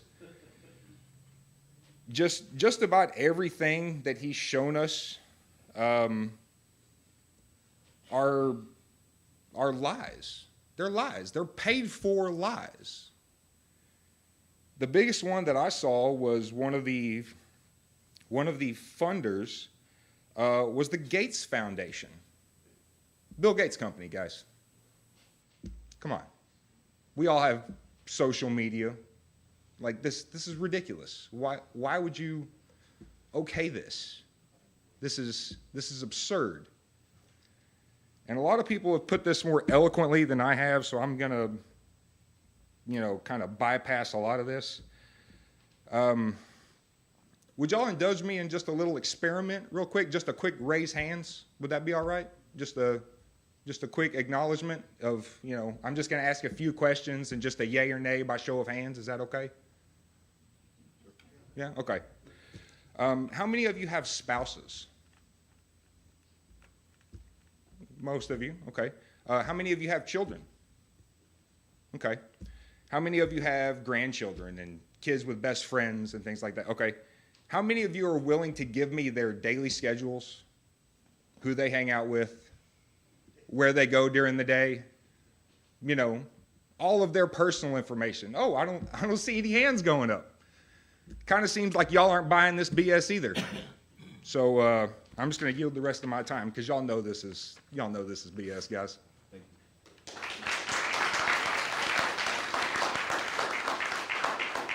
Next on my list our list is Bryant McGrath. Is that correct? Well, this is what I get for signing up late. Now everybody's already said everything I want to say or whatever. But I'll try to. I'll try. Address, sir, I'm sorry. 3150 Eagle Drive in beautiful Greenwood. I appreciate y'all giving me the opportunity to speak. All of us giving me the opportunity to speak here. I'm going to kind of read this because. But I've been a resident of Greenwood for 10 years, and I moved from the People's Republic of California for the freedom of Arkansas. And I've seen firsthand what a government out of control with no regard to the Constitution really looks like. And I didn't even expect for a minute that I'd be here in my little small town now, worried about the same kind of overreach. But now I have AI powering it, right? But we're here, and we're hosting a person whose entire job here is to deflect the criticism for this system and do whatever it takes to keep it from a vote. That's their whole goal, is to keep this from a vote. That's their jobs, is to come to city councils and make sure that we can try to keep this from being a vote, to keep the citizens out of the loop of these things and not able to do it. That's not my words.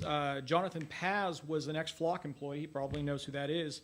Whistleblower who just came out. He did the exact same job that he did, going around to city councils and basically trying to convince them to not listen to the people, to buy the system for the greater good, right? But there's simple facts on the matter here. And before I say anything else, I'd like to say this isn't about Greenwood Police Department. This isn't about our little thing. I'm maybe more paranoid than that. And I feel like this is a part of something a lot bigger that we don't want to be a part of. We don't want to help along. But yes, they are tracking more than license plates. There's ample evidence that in the public domain of Flock, Axe, and all the similar systems of singling out far more, including unique vehicle features we talked about. People walking along the street. Yes, I do have actual proof of them viewing people as well.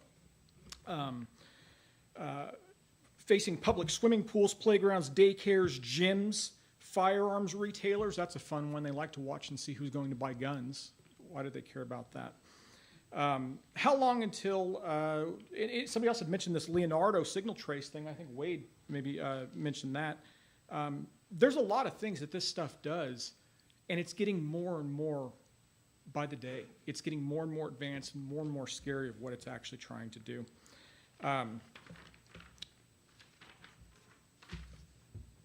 No, there's no assurance of any data governance. That's actually what I do for a living, so I can tell you that the government does in fact get hacked. AWS Gov does get hacked. There's no assurance for that. The contrary, it's a story of misuse, not only one by police agencies, but even Flock employees themselves. Recently, after a records request revealed from Dunwoody, Georgia, Flock employees viewed the live recorded cameras over 1,000 times between 2023 and April 2026. And in 2025 alone, they searched Dunwoody citizens' data over 400 times, and the vast majority have no case number and no documented law enforcement purposes. And the more shocking part of that is that those feeds didn't have anything to do with license plates. The Flock system was recording in a private community center, including cameras in gymnasium rooms, pools, and fitness studios. The private center agreed to this because the Dunwoody police had told them that access to the private security cameras was solely for real-time critical incident response. Meanwhile, the Flock employees are watching people swimming in the pool. Yes, it does misidentify constantly. We've already been through all of that.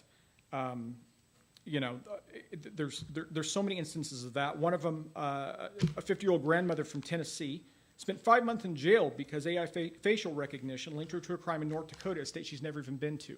5 months in jail. I'm glad that wasn't my grandma. And I would stop with, no, it's not worth it. I get it that it can do amazing things. It may find my child. It may do these things. Somebody else had even mentioned about, you can't give up your liberty for the sake of security. The bigger issue I see is that this isn't just limited to Flock. It's on AWS Gov data centers for a reason. It's because this is a government thing. And we know that, this is the same government that arrested people, like somebody had said, for attending church during COVID. The same government clearly has nefarious plans for mass surveillance and control. Same government that's funding Flock in many of its ways.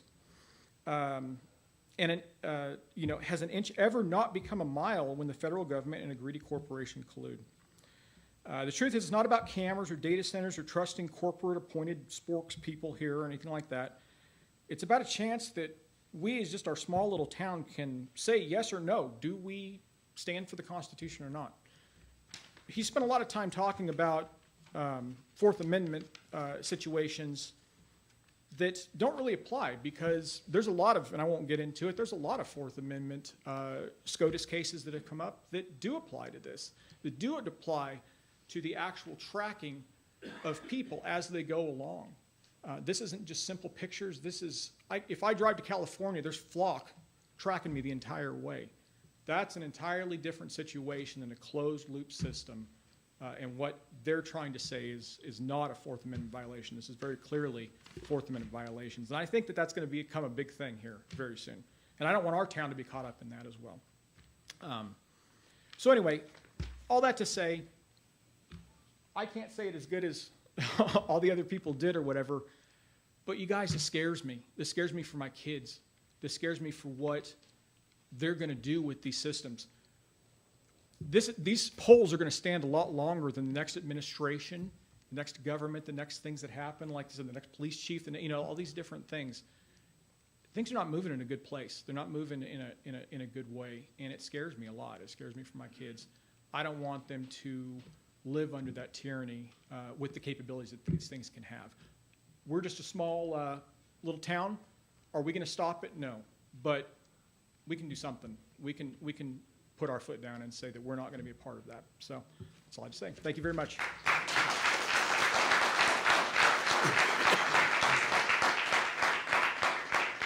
Next on the list is Mr. Joey Maroney. I'm mispronouncing, I'm sure, these names. I'm It sorry. depends how much spaghetti you eat, but thank you for Okay. having me. Okay. Joey Marone from Crawford County. I'll give you my address if you want, but I crossed the river to get here, so forgive me for taking up valuable time. But I do appreciate what's going on here. Greenwood is kind of a trendsetter, and I hope to have a similar conversation with our mayor and chief. We have a great chief, just like you do. Brad's an exceptional guy, and he's pretty much a single issue voter, so to speak, and it's keeping me safe, and I appreciate him for that. Travis, your role here is significant. Your opinion matters. You, as an attorney, base your opinions off the Constitution, and I think that's been addressed. But there's one thing that kind of left me without rest when I got to meet you, Mayor Doug, for the first time a few weeks ago, and we talked about this, was the expectation of privacy on public roads. And that seems to be an open-ended concern because of where it might lead and who might have jurisdiction over that. And in this case, it's you. And so as mayor, as the person that the people has elected to help adjudicate whether or not they feel secure, safe, and living calmly in a prosperous town, the issue has rested on you, not the guy that wants the tools. You're the guy that provides the tools. I'm a carpenter. I want all the tools I can get to do the job, cutting edge. But it's your job to facilitate this guy to do his job in tools inside the boundary with the help of Travis that fall within the lines of fairness and constitutionally protected personal freedom. And when that becomes subjective, which it shouldn't be, when that becomes interpretive, then my challenge to Greenwood is to err on the side of freedom. Err on the side of faith in your constituents. We are innocent until proven guilty constitutionally. And the fear-mongering sales pitch that we just had to go through brought me back PSD from COVID, 2 weeks to stop the spread, safe and effective. Wear the mask. None of us are wearing it now. So we bought into a lot of this stuff because the power is from on high without a vote. For some reason, we got so afraid of the word mandate that we just bowed to our both knees.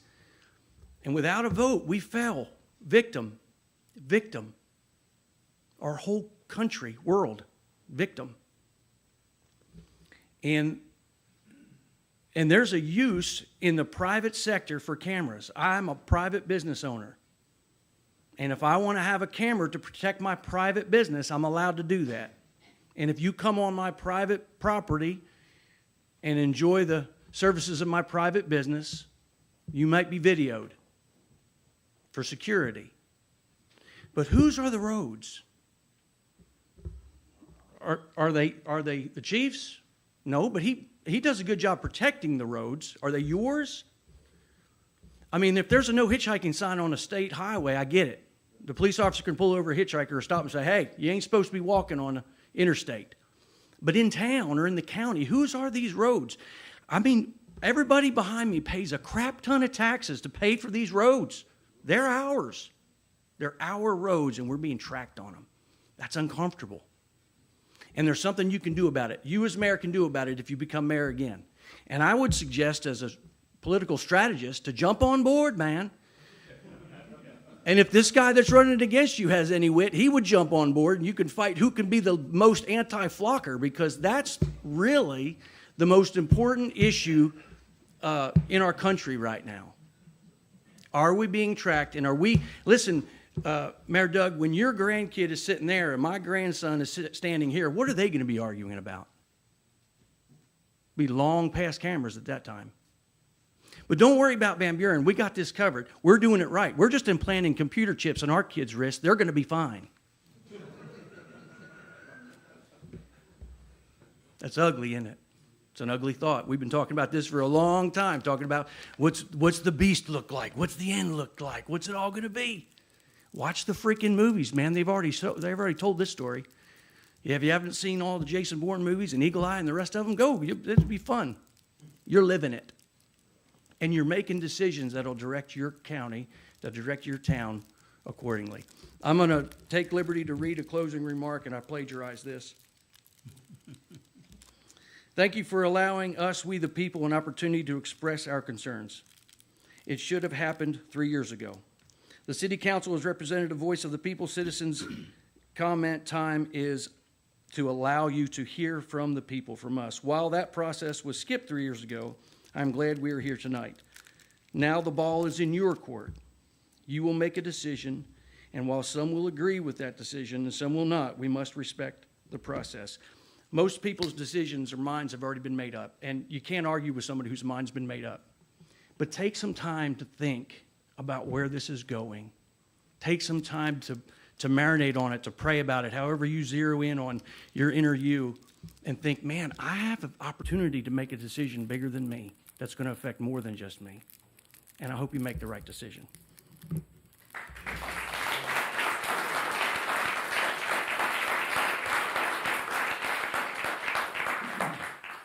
Next on the list tonight is Lori Collins.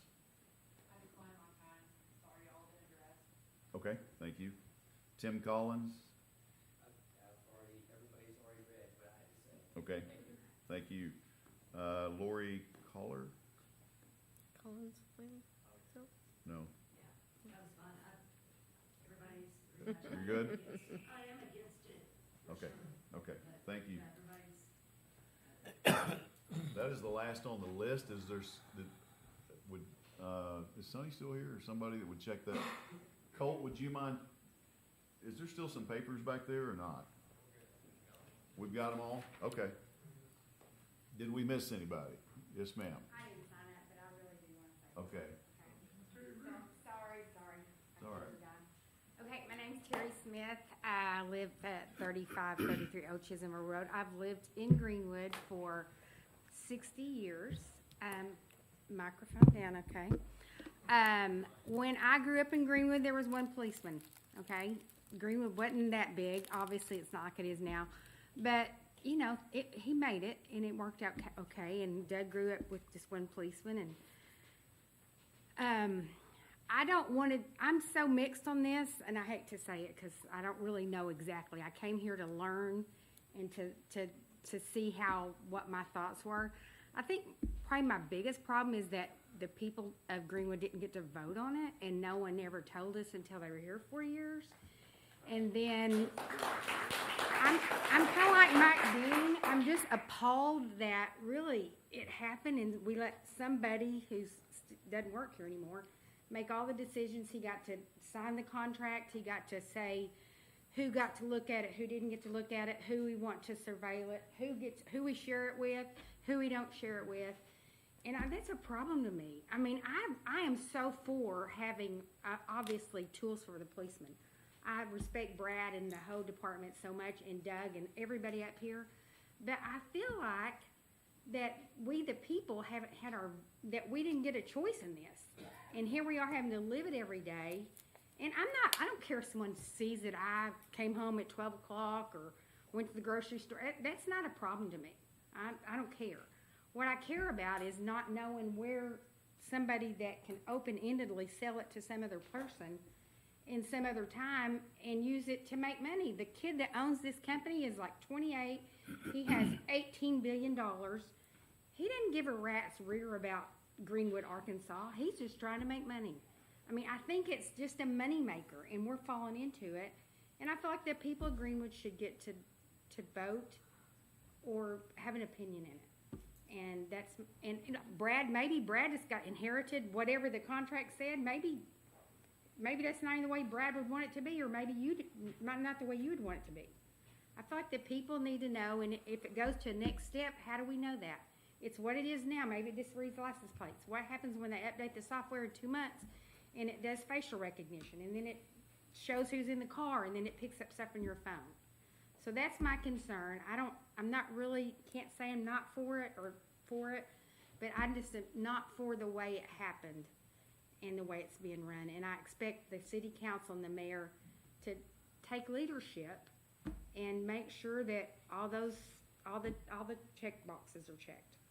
Thank you. Thank you.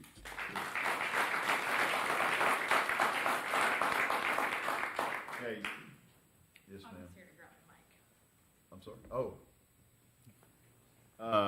We are at the time in the agenda for the city's position, and this is Travis Plummer, our city attorney, obviously, and then Chief Brad Hobbs. I'm not sure who wants to go first.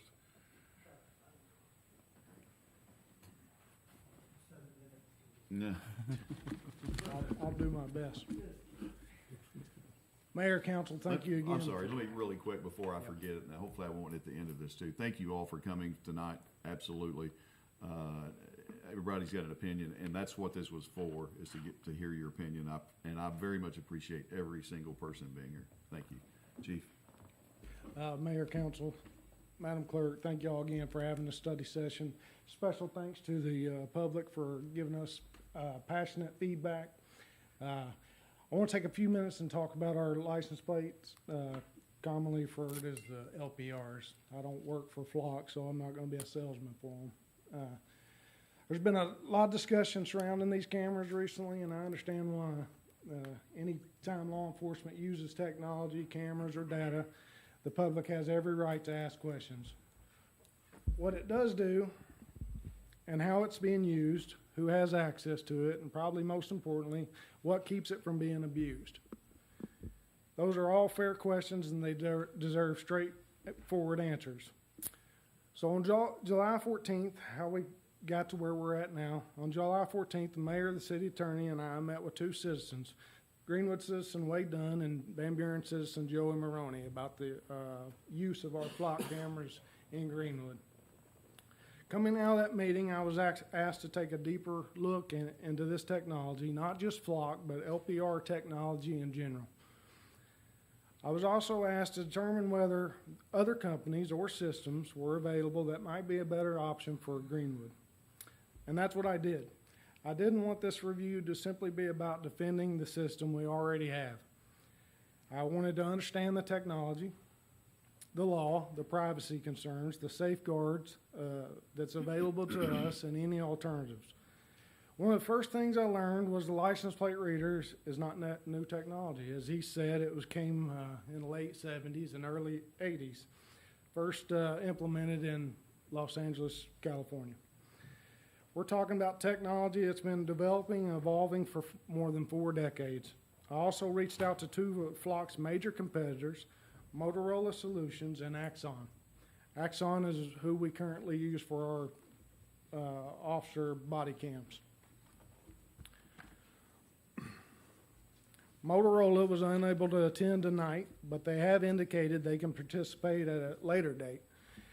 They did provide me with a quote, it's in your packet, for a system that's comparable to what we currently operate, and that quote is in your packet, as I just said.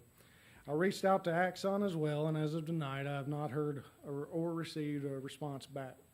I was also specifically asked to research a company named LSAG, another LPR provider.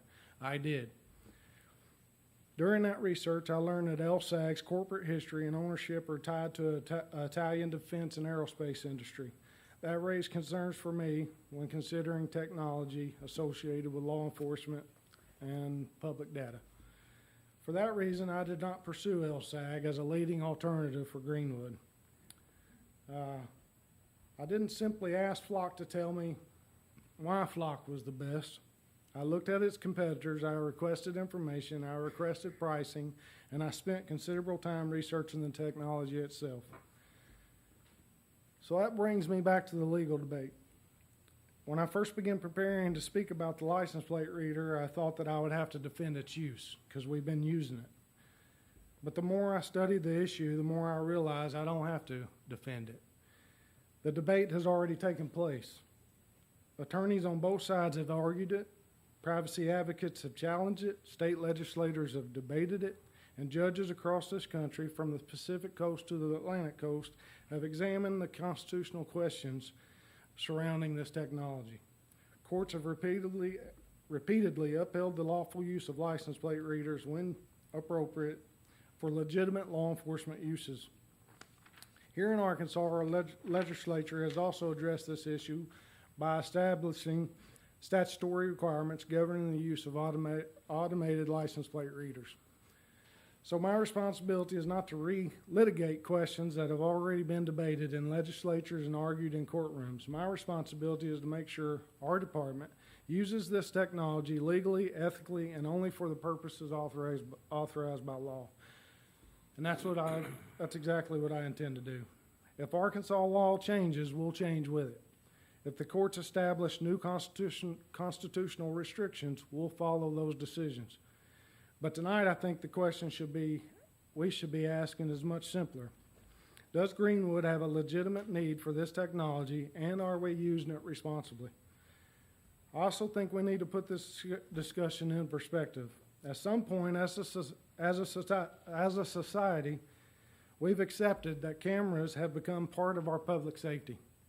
They're used in airports, they're used in sporting events, they're used throughout all major cities, they're used by businesses, schools, homeowners, and perhaps the best example is law enforcement itself. The public has rightfully demanded greater transparency and accountability from police officers. And that's what police officers in the United States did. We put cameras on the chest of virtually every police officer in the United States. We record traffic stops, arrests, disturbances, encounters with the public because cameras provide evidence, improve accountability, and establish law, or establish what actually happened. So I don't believe the question should simply be, are cameras being used? Of course they are. The better question is, what are they being used for? Who has access to the information, and what safeguards are in place to prevent abuse?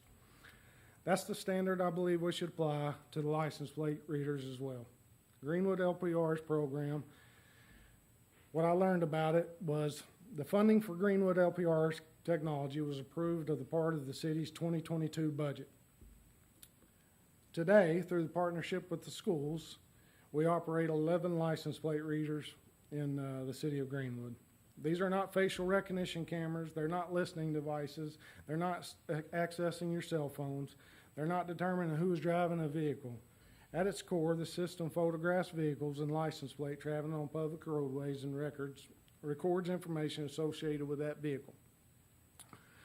The information can become an investigative tool, which we've learned tonight.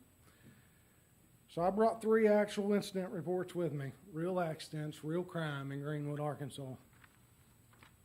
Not in a far land, distant land, not a make-believe. This is actual crimes in the city of Greenwood.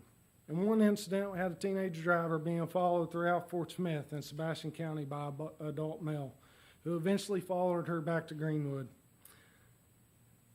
It developed into a legitimate stalking situation involving a minor. The ability to identify the vehicle and obtain information of the owner gave law enforcement another tool to investigate what was happening and protect that young person. That's a real incident. That's a real teenager. I have the report with me if anybody wants to FOIA it. The second incident is more concerning. A mother threatened to kill her children who attended our school district. We were able to determine that the vehicle she was driving, we were able to identify that vehicle, and we were able to intercept and stop her before she reached our school. I want to emphasize that that's not something a company put in a sales brochure. That's in Greenwood, Arkansas, at our school. In another case, we had a person of interest in a murder investigation behaving suspiciously around our school. More importantly, wanted to speak to the superintendent and was basically just wanted to really speak to him and act in a suspicious manner. Information concerning that person's vehicle gave our officers another tool to help determine where the individual was and respond appropriately. Those are 3 examples, and there are many more. Every day we use this technology, especially when it comes to our schools. We receive information about someone who may be present, may present a threat, and we know what vehicle they're driving, and every minute matters. An LPR doesn't replace an officer. It doesn't replace an investigation. It provides information. And sometimes getting the right information at the right time can make all the difference. Safeguarding the system. Because this technology is valuable, we also have an obligation to make sure it's used correctly. I understand the privacy concerns, and I don't dismiss them. They're all valid concerns, the same concerns that I have. In fact, our officers do not have unlimited authority to use them. I know Mr. Dunn said every officer had that ability to access them. That's true, but I've limited who could put information in it to 2 police officers, a primary and an alternate, just like we do our evidence lab. They have to go through a supervisor to enter this information into the system, and that's by design. Our LPR system is a law enforcement investigative tool and should be used only for legitimate law enforcement purposes, not out of curiosity, not politics, not out of personal relationships, and not because somebody simply wants to know where the other person or where another person's been. And I want the public to know that we aren't simply saying we'll safeguard the system. Out of abundance of caution, I ordered an audit of our department's use of the LPR system. At this time, I found no evidence that our personnel have abused the system. I've also developed a new standalone LPR policy specifically governing our use of this technology. That policy has been submitted to the city attorney for review and will be implemented once that process is complete. The policy will establish clear expectations and restrictions regarding the use of such system. It's important to note that we are using our CGIS policy and our NCIC policy. They've mentioned it before for law enforcement in the state of Arkansas to abuse the NCIC database is a 6-year prison term and $10,000 fine. That's the policy we were operating under. We've since submitted a policy to the city attorney for review.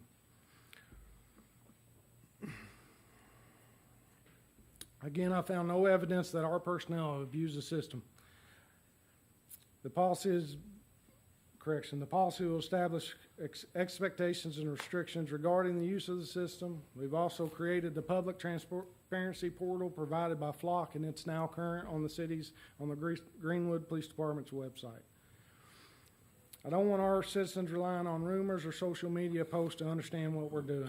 I want information about our program available to the public. So when we're asked what safeguards were we putting in place, I can give you specific answers. We ordered an audit. We reviewed our usage. We're implementing a dedicated policy. We're strengthening oversight.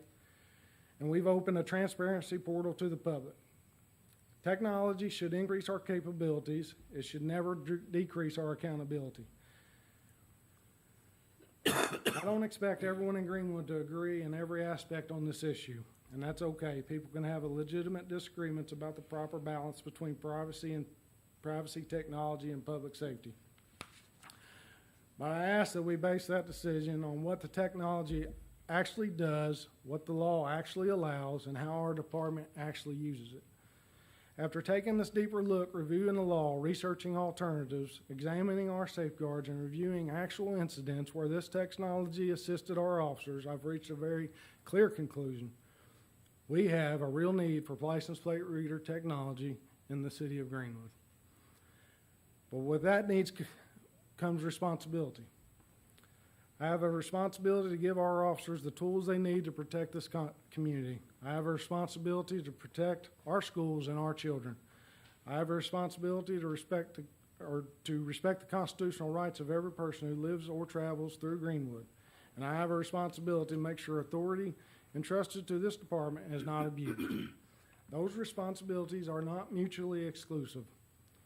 We can use modern technology to protect our community while respecting individual rights. And when legitimate concerns are raised, we can listen, examine what we're doing, and make improvements. That's exactly what we've done. I don't believe scrutiny weakens law enforcement. I believe scrutiny brings better practices, better procedures, and greater accountability.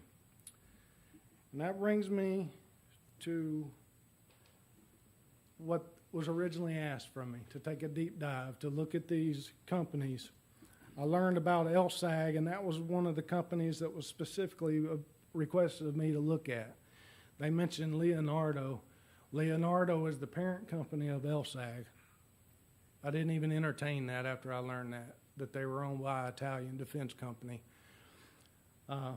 Flock has come in with a lower price range of their competitors, and they are providing two or the same level of securities that Motorola and Axon would provide.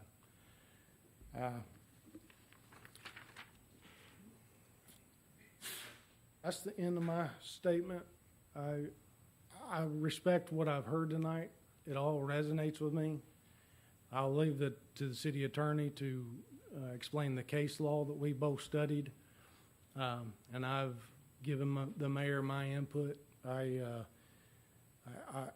believe that a committee to research this fully and see what is actually the best bet for Greenwood might be the best bet. It's hard to research something in a 3-week period and give a very intelligent answer. That's the best you can come up with in such a short time. But that's what was asked of me, and that's what I did. And with that, I'll turn it over to the city attorney.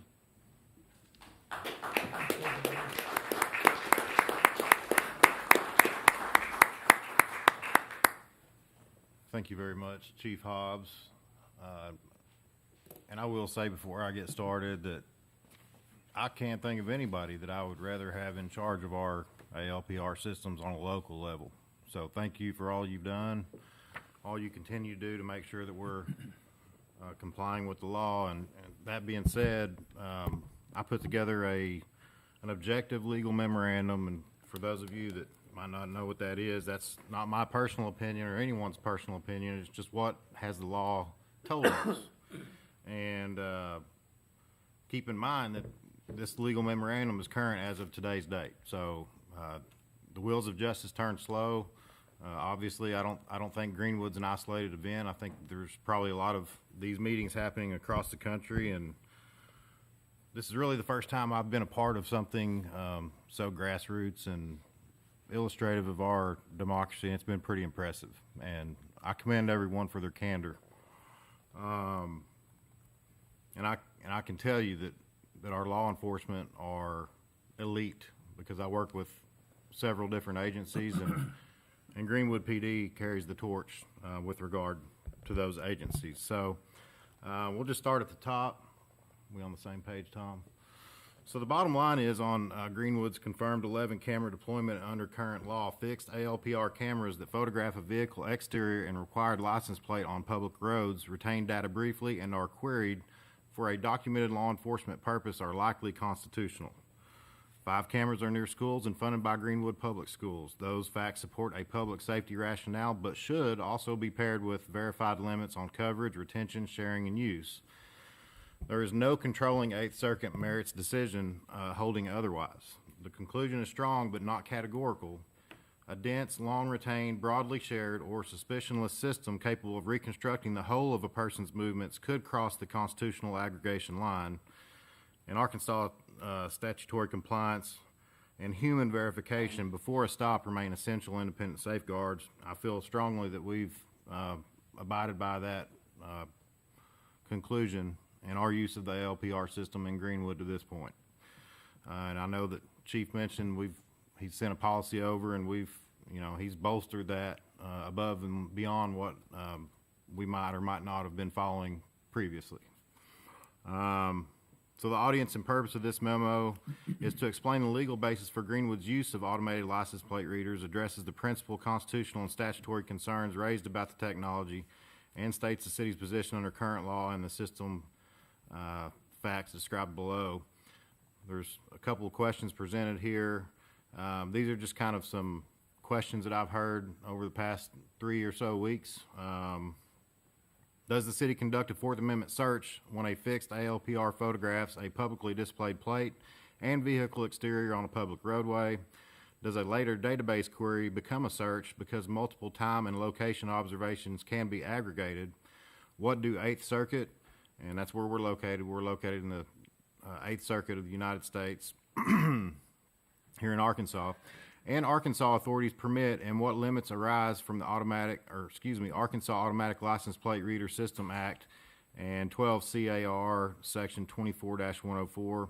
That is actually a Code of Arkansas Regulations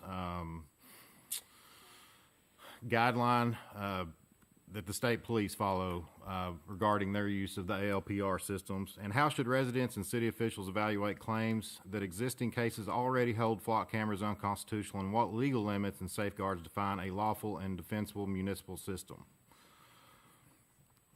Short answers: capture a conventional fixed camera observation of a vehicle exterior and license plate on a public road almost certainly is not a search. License plates are required to be exposed. An officer could see and record that same information. This is United States v. Knotts.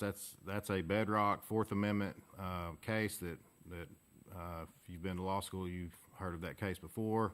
There's a couple other cases there, specifically McDonald v. State. That's an Arkansas case that basically said the same thing. Query: the better current view is that a targeted query returning a limited set of sporadic public road observations is also not a search. The Fifth Circuit now holds so in United States v. Porter, and every published state appellate merits decision applying the federal Fourth Amendment to ordinary ALPR facts has rejected suppression, meaning that motions for suppression were raised by defense counsel in criminal cases in federal court, and those have been largely rejected. But courts also repeatedly reserve the question whether aggregation, density, duration, or network sharing can produce a constitutionally protected whole of movements. Here in the Eighth Circuit has not issued a controlling merits decision on ALPR query. District courts within the circuit have held the uses before them were not searches. Again, those cases are fairly limited in our circuit. I've heard the case Chatry v. U.S. Mentioned tonight. That was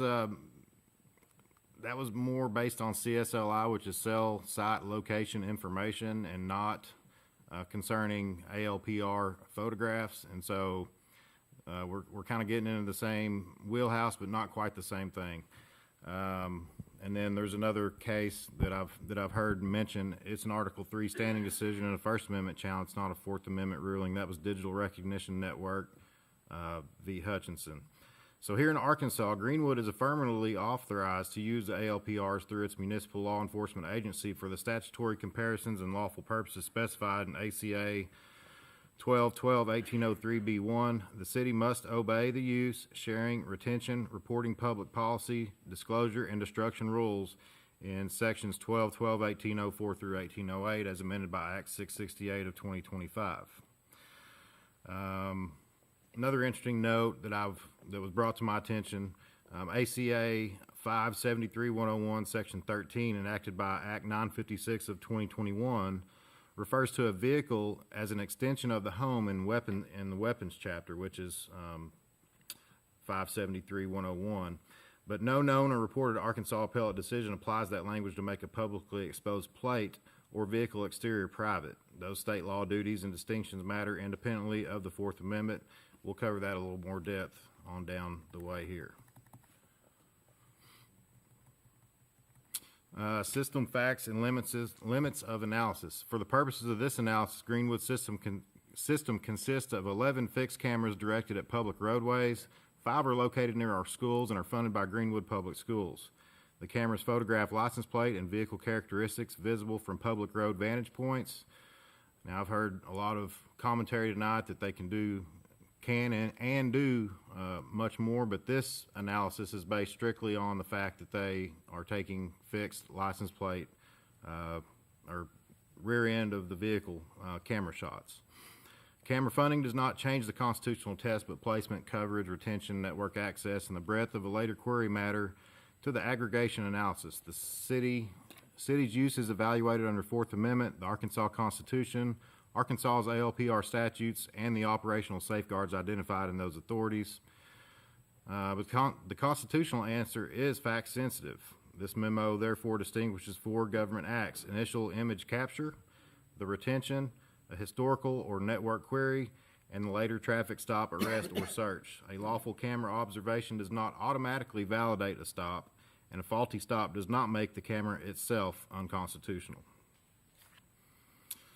This memorandum was prepared for public review. It explains the city's legal position while candidly identifying the factual limits, statutory duties, and developing aggregation issues that courts consider.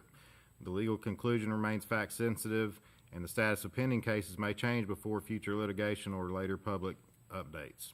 So bear in mind, we're not forward-looking. We are looking from this point in time backwards. The controlling Fourth Amendment framework, Katz v. United States, protects reasonable expectations of privacy.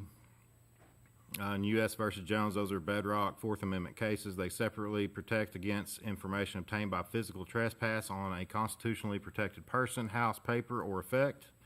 An ALPR mounted lawfully in public right-of-way ordinarily involves no physical intrusion on the motorist vehicle. The principal question is therefore whether the information obtained is one society recognizes as private, which is a valid concern. In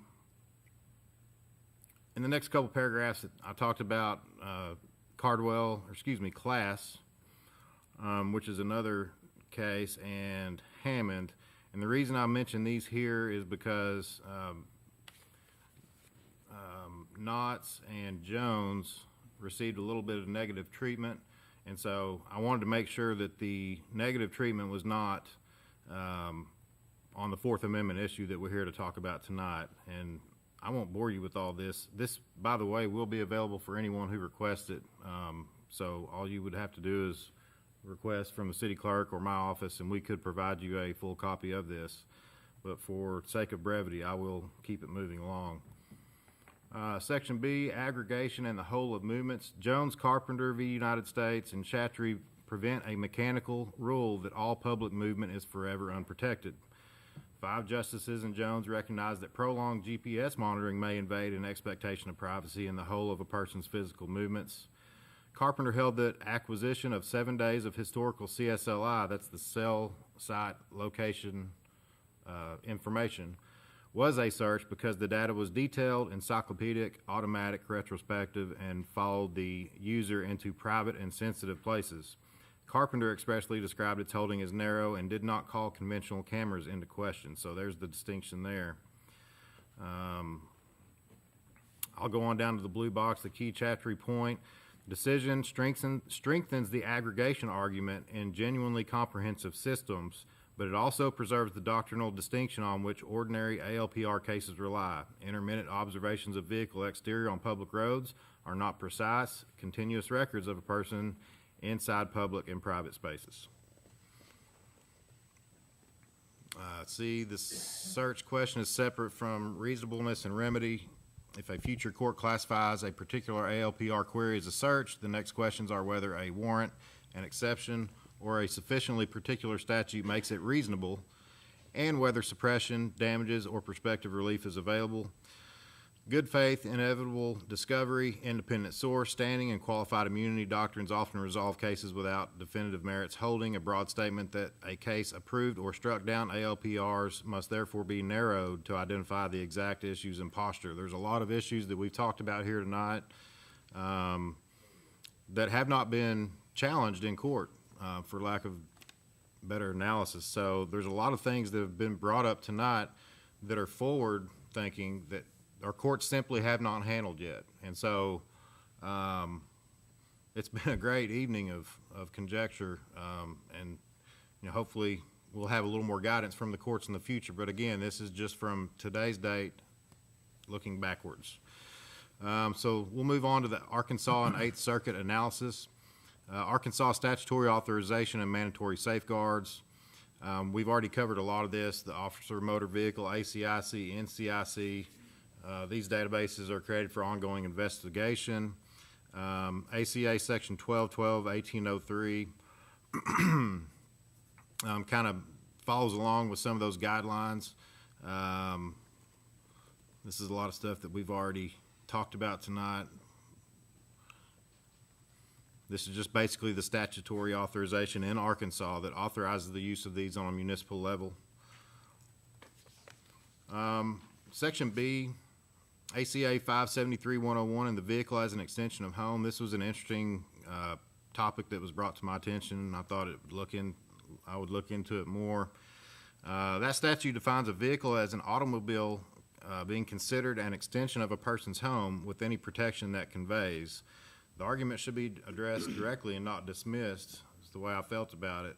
The Weapons Act described the amended section as definitions concerning weapons while simultaneously revising the carrying a weapon statute.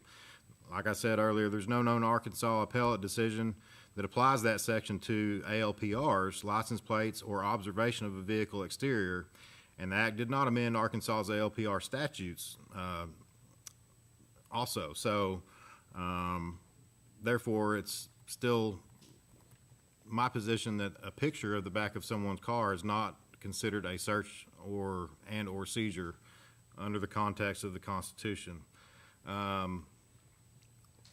Even if it does carry search and seizure significance beyond weapons law, it does not logically make everything visible on a vehicle private.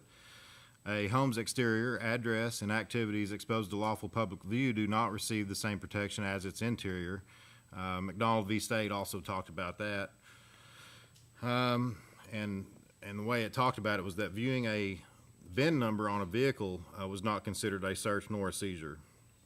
An ALPR likewise photographs only the plate and exterior from a public road vantage point. It does not enter the passenger compartment, inspect closed containers, or expose information concealed inside.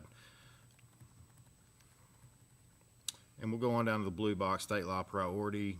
Arkansas law independently requires publicly inspectable rules and policies, 6-month statistical reports, retention and destruction controls, access and dissemination records, and compliance with statutory use and sharing limits. A favorable Fourth Amendment analysis does not cure statutory violation. I think we've talked about that quite a bit tonight, and our policy that the chief has forwarded to me is very clear on that, on all those points. And I think there's a lot of concern about what happens to the pictures once they're taken, and so that's kind of touching on that. We'll skip over section C, Tom. we'll start getting into the case law that I used to put this together. Eighth Circuit authorities, again, digital recognition network, that's not really on point with what we're here to talk about tonight. United States versus Giles was a case where a commercial database returned 5 or 6 observations over roughly 6 months. 2 Colorado interstate observations mattered. The court held query was not a search. The record was sparse, public road-based, and unlike the near-perfect surveillance in Carpenter, it also found independent reasonable suspicion. Giles is the strongest reviewed in-circuit merits authority, but it is one district judge, not binding Eighth Circuit precedent. So it's basically what that means is it's kind of the strongest guidepost that we have in the Eighth Circuit. However, it is a district court ruling, so it is not binding law moving forward. You guys are probably getting really bored listening to all this. I enjoyed it. So we'll just keep going down here, Tom. We'll go down to F, the Eighth Circuit bottom line. A Greenwood ALPR case would begin with favorable Supreme Court public road principles, 2 favorable in-circuit district cases, and no adverse controlling Eighth Circuit ALPR precedent. The principal litigation risk is not the act of photographing a license plate. It is proof that Greenwood's total system, I threw that in there, our system, local cameras plus shared network searches, retention, and analytical features can cheaply reconstruct a person's sustained movements or sensitive associations.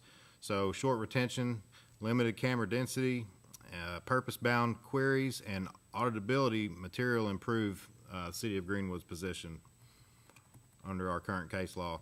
I won't go into all the nationwide analysis. It's not necessarily binding below the Supreme Court level on us.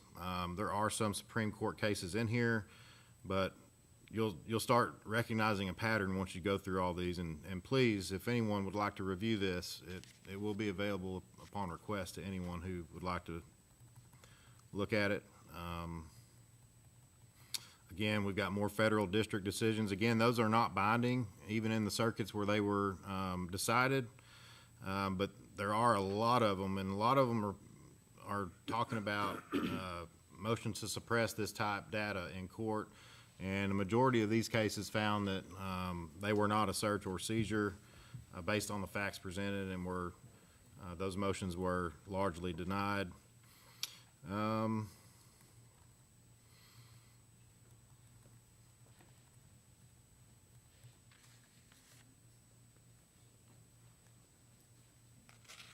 if I can cherry pick. Okay, so here's a good one. Schmidt v. City of Norfolk. That is a case that was brought up earlier tonight. In that case, summary judgment was granted to Norfolk after discovery showed fixed camera gaps and an inability to catalog the whole of drivers' movements. However, that case is currently on appeal and remains pending, so we don't have an outcome there yet. We don't know when that will be, but that's an interesting one to keep an eye on for those of you keeping up with all the case law. I didn't see. I'm sorry. Yes. It was my understanding that he said at that point in time that 176 cameras or so did not violate the Fourth Amendment, but he did say as it continues to grow, there would be a tipping point. He did not say that they'd crossed the line as of yet, but he clearly said there was a line to cross. So I know we're talking about what has happened, but that's a district court judge stating that we're this close. We haven't reached it yet, but we're there. And I just wanted to get your opinion on something like that. That's a little above my pay grade. I just try to stick with what's already been done, and whether or not I agree with why that's being appealed or if it will be successful, I just really don't really have an opinion on that. I do know there's tons and tons and tons of district judges across the United States, and their opinions can vary very differently. And so the further up that they go, whether it be to the appellate court or eventually the Supreme Court, then you kind of narrow down the pool of thought. So I want to keep an eye on that myself just to see where that goes. But you're right, that's exactly what was said. It'll be interesting to see how that plays out. I think that'll be a big one. It won't be binding on us here in the Eighth Circuit as it's in Virginia, but nevertheless, an interesting one to keep an eye on. I did identify some contrary and limiting authorities. That may be of some interest here. Section D, Tom. There you go. Okay, he's ahead of me. All right. Oh, you're okay. Commonwealth v. Bell. That's also a Virginia case. Is the principal decision actually holding that flock collection and storage constitute a Fourth Amendment violation via search and suppressing warrantless ALPR-derived evidence? Bell analogized Norfolk's 172 camera database to Jones and Carpenter. That may help answer your question, sir. It is a single state trial court ruling. It was not appealed and has not been rejected or displaced by the Virginia Court of Appeals. And so it's kind of just hanging out there. It wasn't challenged. So that was one. It's not binding, but it is one where they said that it was a search. Leaders of a Beautiful Struggle v. Baltimore Police Department. That's a Fourth Circuit case. Held that an aerial system covering about 90% of Baltimore for roughly 12 hours daily with 45-day retention and the ability to reconstruct movements was a search. It did not, however, involve ALPR, so we're talking about a little bit different technology for the purpose of this memo. And then finally, Carpenter and Chatry are controlling Supreme Court search decisions, but neither involved a plate reader. They foreclosed an absolute claim that all third-party or short-duration location data is unprotected. They did not erase knots or hold that intermittent public road vehicle observations are private. Their practical command is proportionality, assess precision, comprehensiveness, public-private reach, retrospectivity, duration, and ease of aggregation. Then we go on to talk more about these, what these cases actually established in Carpenter and in Chatry. We've already touched on those. Here's the Schmidt case again. It's, as I said, it was still ongoing. Why these cases still matter to Greenwood, they identify facts a challenger will seek: total, local, and network cameras searched, percentage of trips captured, observations per person, retention, camera proximity to homes, clinics, worship, political meetings, schools, or other potentially sensitive destinations, whether make, model, unique features allow plate-free tracking, national sharing, search audits, and whether officers can run exploratory searches without a case nexus. Greenwood stands prepared to explain the usefulness of its 11 camera deployment, including the 5 school area cameras funded by Greenwood Public Schools with verified coverage and use data rather than vendor slogans. I think Chief did a good job of talking about that. And I put together a little table here of, how all this applies to Greenwood and what kind of a use pattern would create what kind of risk. And so, you start down here or up here at the top where you've got single camera captures on a public street, verified hot list alerts followed by database confirmation. That's by an individual checking with dispatch or ACIC. Those are fairly low risk cases. Then on down, you get to a low moderate risk where targeted historical query tied to a reported offense. A short window, but still you're wanting to do a query of multiple hits. And then you start getting into the more moderate and high risk activities when you do broad local query over weeks with many observations, multi-agency nationwide query reconstructing sustained travel, unverified alert use as sole basis for a high risk stop, use share retention outside Arkansas statute or public policy. Those were all assessments that came from the case law that we've gone over and or the existing statutes and regulations. It was my feeling that based on what I researched, that Greenwood's strongest position is that a fixed camera does only what an officer standing at the roadside could lawfully do: observe the required plate, vehicle exterior, direction, time, and public location. McDonald held under the federal and Arkansas constitutions that an officer's viewing and recording of an exterior VIN number exposed to public view is neither a search nor a seizure. Automation and scale matter at the aggregation stage, but they do not convert each public exposure into a trespass or make the plate itself private. Retention and historical query. Retention enables retrospective aggregation. The constitutional risk therefore rises with time. density, and breadth of sharing, a 30-day default, and that's the city's policy, I do believe is what we have at this time, is material easier to defend than Arkansas's 150-day statutory ceiling. 150 days seems like a long time. There's a legislator in the room too, I think.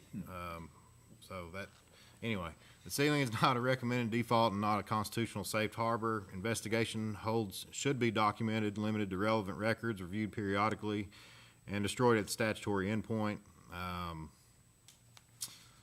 Stops based on alert. We're just talking about here, if we receive a hit, and we're not automatically adjudicating that person guilty of a crime, we're going to have to use a person to verify that picture actually matches the plate that the hit returned on, and that we're a real person is actually calling dispatch or verifying that through ACIC or NCIC. Kansas v. Glover, another United States Supreme Court case, permitted a common sense inference that a registered owner is driving absent contrary facts. It does not excuse obvious mismatches or stale erroneous data.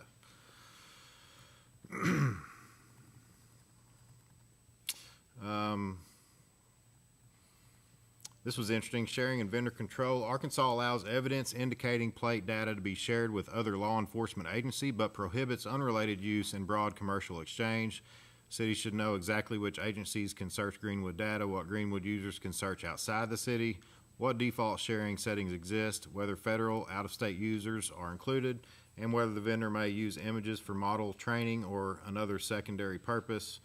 Contract language should make the city, not the vendor, the policy decision maker and require deletion, security, breach, notice, audit, export, and termination assistance. These legal and operational guardrails are, I believe they're largely reflected in the policy that Chief Hobbs sent over. We've been talking about, what we can and can't or should not do, and this kind of goes through all the statutory language and what we felt like would be in our policy. I won't read all this verbatim. It's kind of a long list. Here's a good one. So I put together, kind of what I thought the city's position would be in light of some recent public comment. First, the cameras photograph vehicles where any person may lawfully see them on public roads. They do not enter homes, listen to conversations, or obtain cell phone location. I've heard a lot of conjecture tonight about that may or may not be the truth. That I do not know. I'm just operating based on the information that I have. The Fourth Amendment issues not answered by a slogan. Courts distinguish a discrete public road image from a continuous phone or GPS tracking. The current appellate cases, including a published Fifth Circuit decision and a published Virginia decision, uphold ordinary ALPR use, while warning that a truly comprehensive movement history may require a warrant. Carpenter and Chatry protect precise cell phone histories that follow people into private places. We accept those decisions here in Greenwood. Chatry itself explains why a vehicle exposed on public roads is different. The Schmidt order did not hold Flock unconstitutional. After the factual record was developed, the court entered judgment for Norfolk, and that appeal remains pending. We already talked about that. Arkansas has enacted specific ALPR limits. Greenwood's defense rests on demonstrated compliance, which is short retention, documented law enforcement purposes, audit logs, restricted sharing, and human confirmation before any stop is made. I feel very strongly that we've abided by those guideposts to this point. A camera alert is a lead, not a conviction. Officers must verify the plate and current database status before acting. The city's not asking residents to choose between safety and privacy. The lawful program is a limited public safety tool governed by written rules, oversight, and consequences for misuse. And then all I have left is just basically a digest of all the case law that I went through. Basically just a short explanation of what each case's holdings were. At this point, I feel that Greenwood can responsibly defend a conventional, tightly governed 11-camera ALPR program. The present legal weight favors the city. Plates and vehicle exteriors on public roads are exposed. The strongest current ALPR merits authorities reject a search on ordinary facts, and the Eighth Circuit has no controlling rule. The 5 school area cameras do not change the rule for initial capture, but the protection of Greenwood schools is self-explanatory with respect to their coverage, funding, permitted uses, and safeguards. Carpenter and Chattree make comprehensiveness, private place reach, aggregation, and retrospective ease constitutionally significant. Bell shows that a trial judge can view a dense ALPR network differently, and Sturdivant, McCarthy, Jackson, Porter, Robinson, and Schmidt all preserve a future line. So what that tells me is that this is very early in its infancy as far as how it's going to progress through courts into the future, especially as the technology continues to evolve and expand in its use across the country. So I felt like the most defensible position is therefore both firm and bounded. Greenwood uses ALPRs as a public safety tool to generate discrete public road and investigative leads. Inquiries serve documented lawful purposes. Retention is short, sharing is restricted, access is audited, statutory reports are maintained, and officers independently confirm and alert before acting. When a query would reconstruct a sustained movement, history, or expose sensitive associations, the city should obtain a warrant if practicable. That approach preserved the public safety value of the cameras while materially reducing Fourth Amendment, Arkansas statutory, evidentiary, and public trust risk. So that's basically it. There's a table of authorities at the end that shows all the authorities that were used and the pages where you can read about those in the memo. But I will say that this nation was founded by and has always been known for being earmarked by individuals who have or had remarkable foresight, starting with our forefathers. And tonight's been a great example of how that works under our form of government. I'm fairly confident that our law enforcement and leadership has utilized this technology responsibly, and I really appreciate everyone coming out and voicing their concerns. And you know, I think change may be, if change is needed, that might be better served at a level above Greenwood, maybe on the state or federal level. And as you can see through this memo, that's happening as we speak on a federal level. It's my understanding that may be debated on the House and Senate floors here in our state in the very near future. So with that, that's my presentation. Thank you, sir, Mr. Plummer. Since you pointed him out, I'm going to go ahead and recognize Senator Simon, Brad Simon out here. So thank you for coming, sir. Did you want to say anything? Thank you for the city council for holding this. Thank you for the mayor for holding this. It's very important that you listen to the people, listen to the concerns. What is your opinion on block cameras, sir?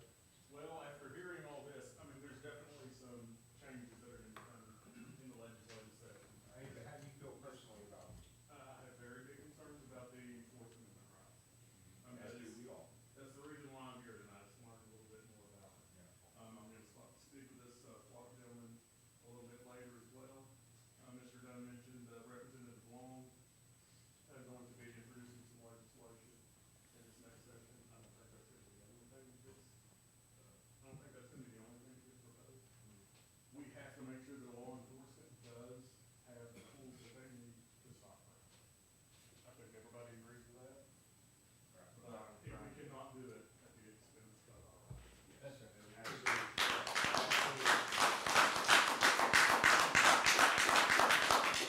Thank you, Senator. On the agenda, it's council forum. I would open it up to the council. Oh, I'm sorry. Yes, sir.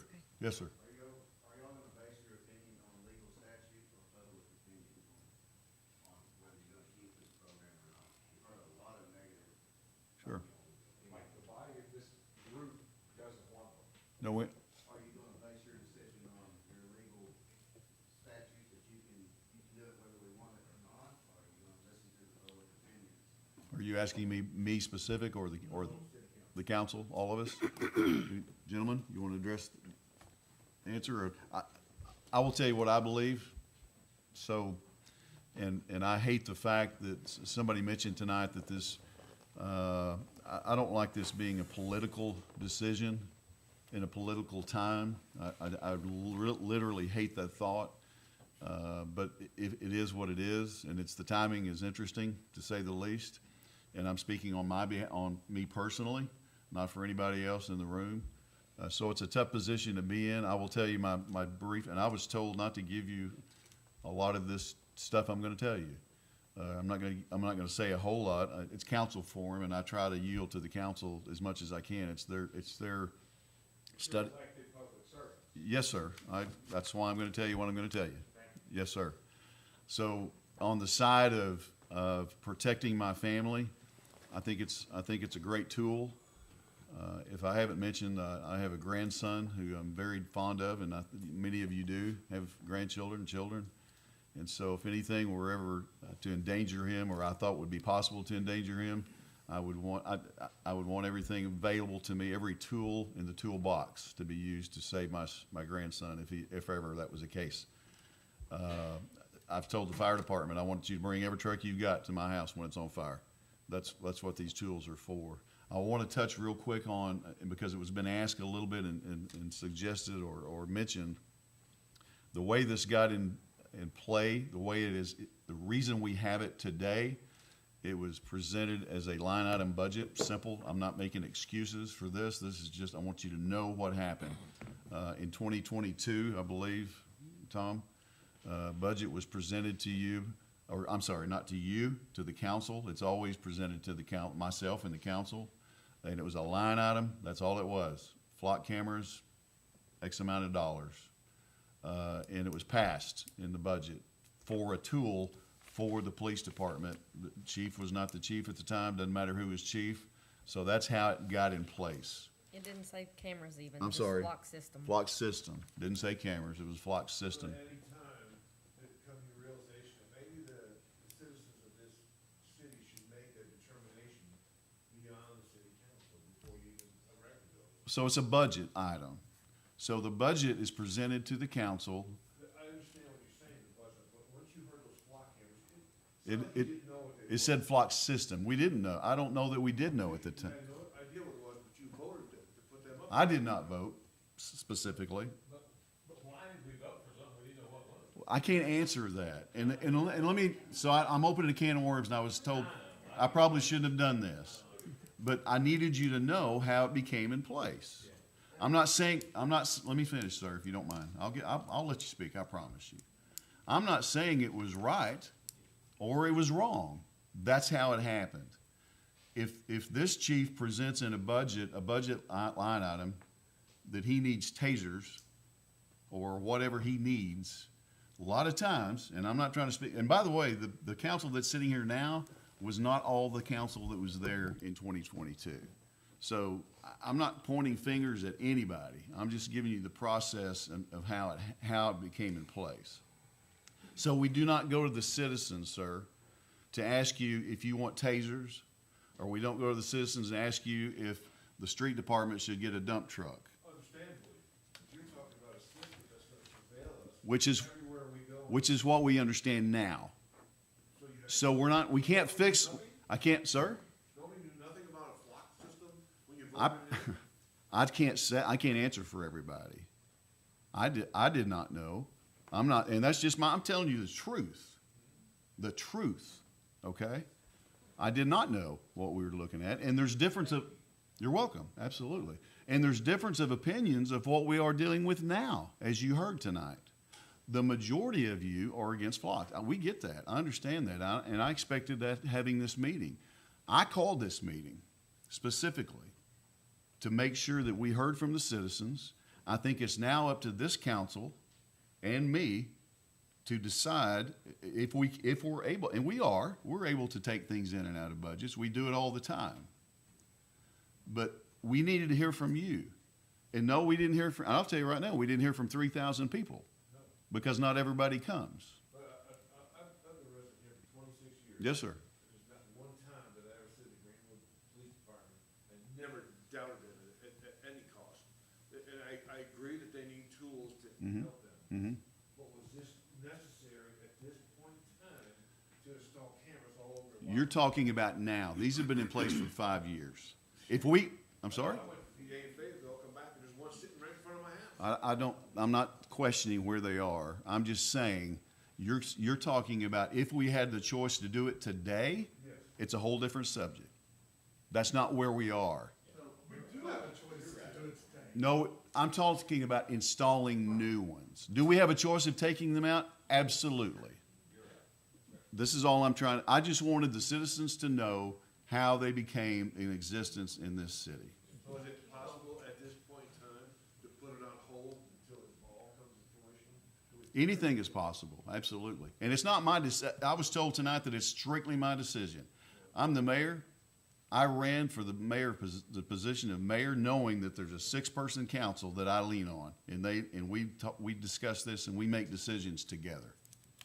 So if I decided tonight, and I know mayors across the state, I know some of these mayors that have just said, we're done. I'm going to talk with those mayors. I would like to have their input. I will be calling on the phone tomorrow. Many of these are friends of mine, and I'm like, and one called me today from Van Buren. Your mayor called me today from Van Buren to get my thoughts on what's going to happen tonight. He has his thoughts, and you'll see. So I just wanted to make you sure that you knew how it happened. If this was all brand new and we didn't have them already, this would be a different meeting, to be honest with you. But just understand that I'm going to get you, I promise.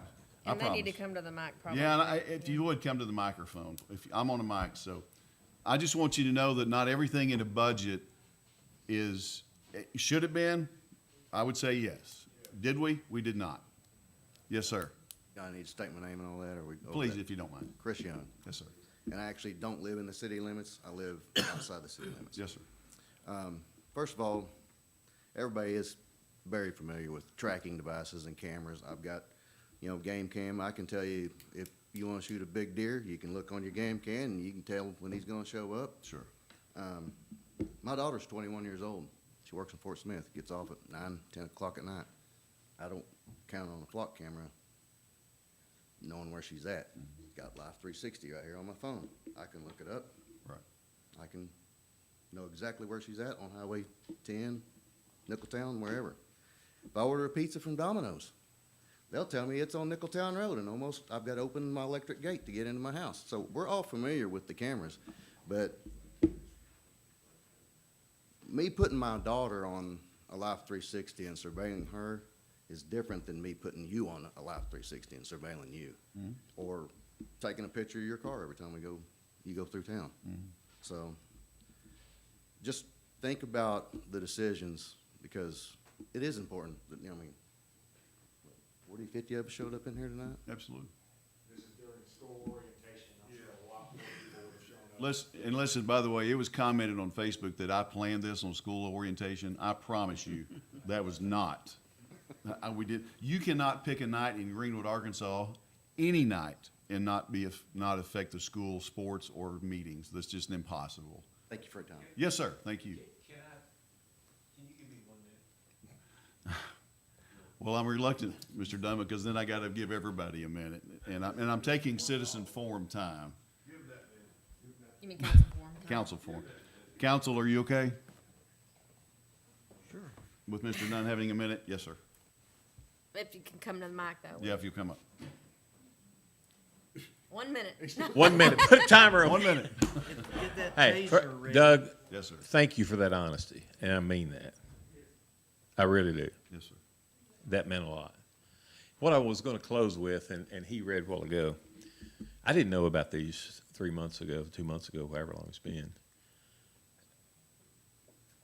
And that was the biggest issue I had, was the fact that the citizens weren't heard.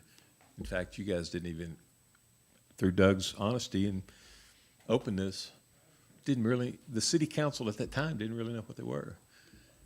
But now you do. So the ball's in your court. I may not like your decision, but I respect the process. So it's up to you. You've heard the people. Thank you for hearing us, and thank you for taking the time for tonight. Thank you. That's it.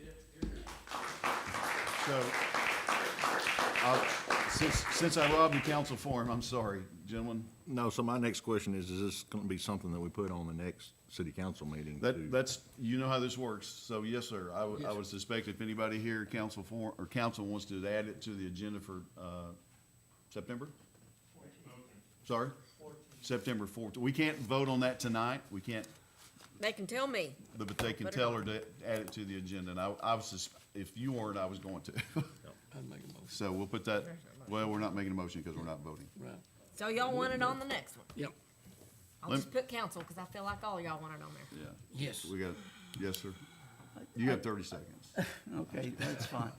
Now, my background, I'm a software trainer, and the application Epic that I train physicians and surgeons on, it's HIPAA compliant. I always forget, it's Health Insurance Portability and Accountability Act. You're talking about medical information, you're talking about financial information. They think that they lock that thing down tight. So if I can't go in as an employee and look at my own medical record or a friend's medical record. And they've got a break the glass feature. If I'm going in and looking at someone who's a VIP or behavioral health or whatever related, I've got to put in my login password and tell why I'm going into this. And they keystroke everything. They log every keystroke that goes into that system. The thing that would make sense to me, and I don't know, I'm looking at this thing as kind of a continuum because we've got a balance between privacy and safety. And if there's any way to compromise, I mean, I would like to see the data housed locally so that we have control. But that's a double-edged sword too. It is a lot of data, and we've got to be able to protect that data against hackers. That's a tremendous responsibility. Have that. It's a lot of data to protect. But if it could be housed locally with things like the ability to track keystrokes, have the ability to go in even on a daily basis and see who's been in the system and why, that to me makes me feel more comfortable. Wade, and I didn't even know there were flock cameras in town until I talked to Wade about a month ago. And my first thought was, who's housing the data? If it's outside of our control, no matter whether we have the ability to say who has access to it, I don't like for it being out there because it's a big net scooping up a lot of people. And I don't want to be scooped up, my data, and put somewhere out there. So I would like, if there were any way to have a hybrid system where it's controlled locally and locked down well, then I see it as our police department protecting our people and our information. But it just scares me when that information gets outside in the cloud. That's just my personal opinion. I'm just saying this because I may be ignorant of what we can and can't do by virtue of a contract, but I'm just saying that would make me feel more comfortable if we were protecting and we had good control over our own data. And that could be accessed with our permission. And that's the way I see it being a decent compromise. That could be brought up in the contract then, that you cannot allow this company to take something outside. And like I said, sure, I'm just. Okay, I don't want to lose control here, so I want the forum to continue with the council. Gentlemen, do you have anything? I think he was gonna answer sorry. that question. Yes, sir. Yes, sir. Yeah. Again, I'll try and be brief. You don't have 30 minutes. Okay, no, perfect. A lot of what I want to reemphasize, we're talking about guardrails, we're talking about policy, we're talking about allowing the use of the system to reflect your guys' community values. And so what I came here today was to explain the system and its foundation, to get you to understand that you are able to reflect your community values on how you want to use and implement the tool, what restrictions, what searches, how data retention, all of that is kind of implemented, and that's what's being lost in kind of this national conversation is, well, what are the privacy guardrails, right? What are those safeguards, and are we able to articulate them? Council, Chief Hobbs, again, you guys have that local control over what you guys are, discussing right now, whether that changes for a year from now, 5 years from now, you have that local control. I just wanted to articulate how that is already existing in the system for you to do so. Thank you, sir. Does Flock sell a product that doesn't store everything? Not to my knowledge. Again, this is probably a to Councilman's, point there, I will say personally, like, that sounds like a reflective, you know, decision to me, right? But I don't think, even me being in this role, I don't think I'm versed enough to really know how much the cost and infrastructure it takes to do so, right? Even, again, we spend millions and millions of dollars on that certification to protect your guys' data. I don't know what those numbers look like, but I know they're astronomical. And so that's a valid, you know, conversation on any tool, body worn camera footage, it's the same thing, right? And so that's where this dialogue, you know, comes into play of what does the evolution of public safety, not just ALPRs, but in general look like. And that's why, you know, I come to these forums, I converse with legislators, city councilmen, community leaders to figure out where is that balance. It's 9:09, and let me just say this. I very, very, very much appreciate this meeting tonight. This, for my intent and purpose, this filled that intent and purpose. We got to hear from the folks in Greenwood, Arkansas. I want to commend our police department. I want it to be on public. I do it all the time, but these guys are amazing. And you're right, whoever said it. Chief Hobbs is not going to be here forever. I'm not going to be here forever. Nobody's going to be here forever. I've been here forever. She's been here forever. She looks as young, but we call her, what do I call you? Old Mother Hubbard. Yeah, Mother Hubbard. But she's been here a long time. But thank you so much for this. And let me wrap it up with this, if I may. I've got notes all over my papers, and I'm horrible about taking notes. And I got little stars here and there. So a couple of things that I heard tonight that were very important to me, and I know were to you. Somebody suggest if this continues, this or another tool similar. A transparency page for the public is very, very important. I know the chief and I have talked about this already, and I think you've already got something on our website to show you what we're doing with this information. And I'm just searching for what I wrote. And again, I'm not inclined to make decisions on my own unless it's day to day, which is what I'm supposed to do to help take care of the city. But the council, we're gonna work this out. And we're going to talk about it. It's already been added. It's going to add to the September agenda. I invite you back. Be warning, sometimes we meet for 4 hours. Sometimes we're here till 11:30 trying to get the right decisions. Or after. Or longer. Then we visit IHOP or a Waffle House, so you'll be invited down there. But I just want to make one point to you, if I may. The chief and I'm not trying to be a pastor here because I'm not. I'm far from it. But this is a huge thing. This is a big deal. The chief and I met with my pastor and his pastor last week in my office, and we had prayer about this, about all of this, about how you feel, about how we feel, and what we want for the citizens. I know I want, and everybody up at this table, everybody here, the chief, all of the police department wants the best for our citizens of Greenwood. We care about your safety. We care about, when I say that, I am talking about if you lost somebody, but we also care about your privacy. And I don't like giving up anything for anything. So it may not seem tough, but it is tough. But I want to point to that scripture behind you on the wall. And to me, that is huge. And I put it up there. I say, I didn't write it. I can't write that well, and I can't reach that. But we put that up there several years ago, and it's Philippians 2:4, and it says, "Let each of you look not only to his own interest, but also to the interest of others." And that's what I try to strive for. I know this council does. I know everybody here does, certainly the police department. So I just want to leave you with that. And please know that we take this very seriously, and this will be further discussed and do the best we can for the city of Greenwood. Thank you. Right.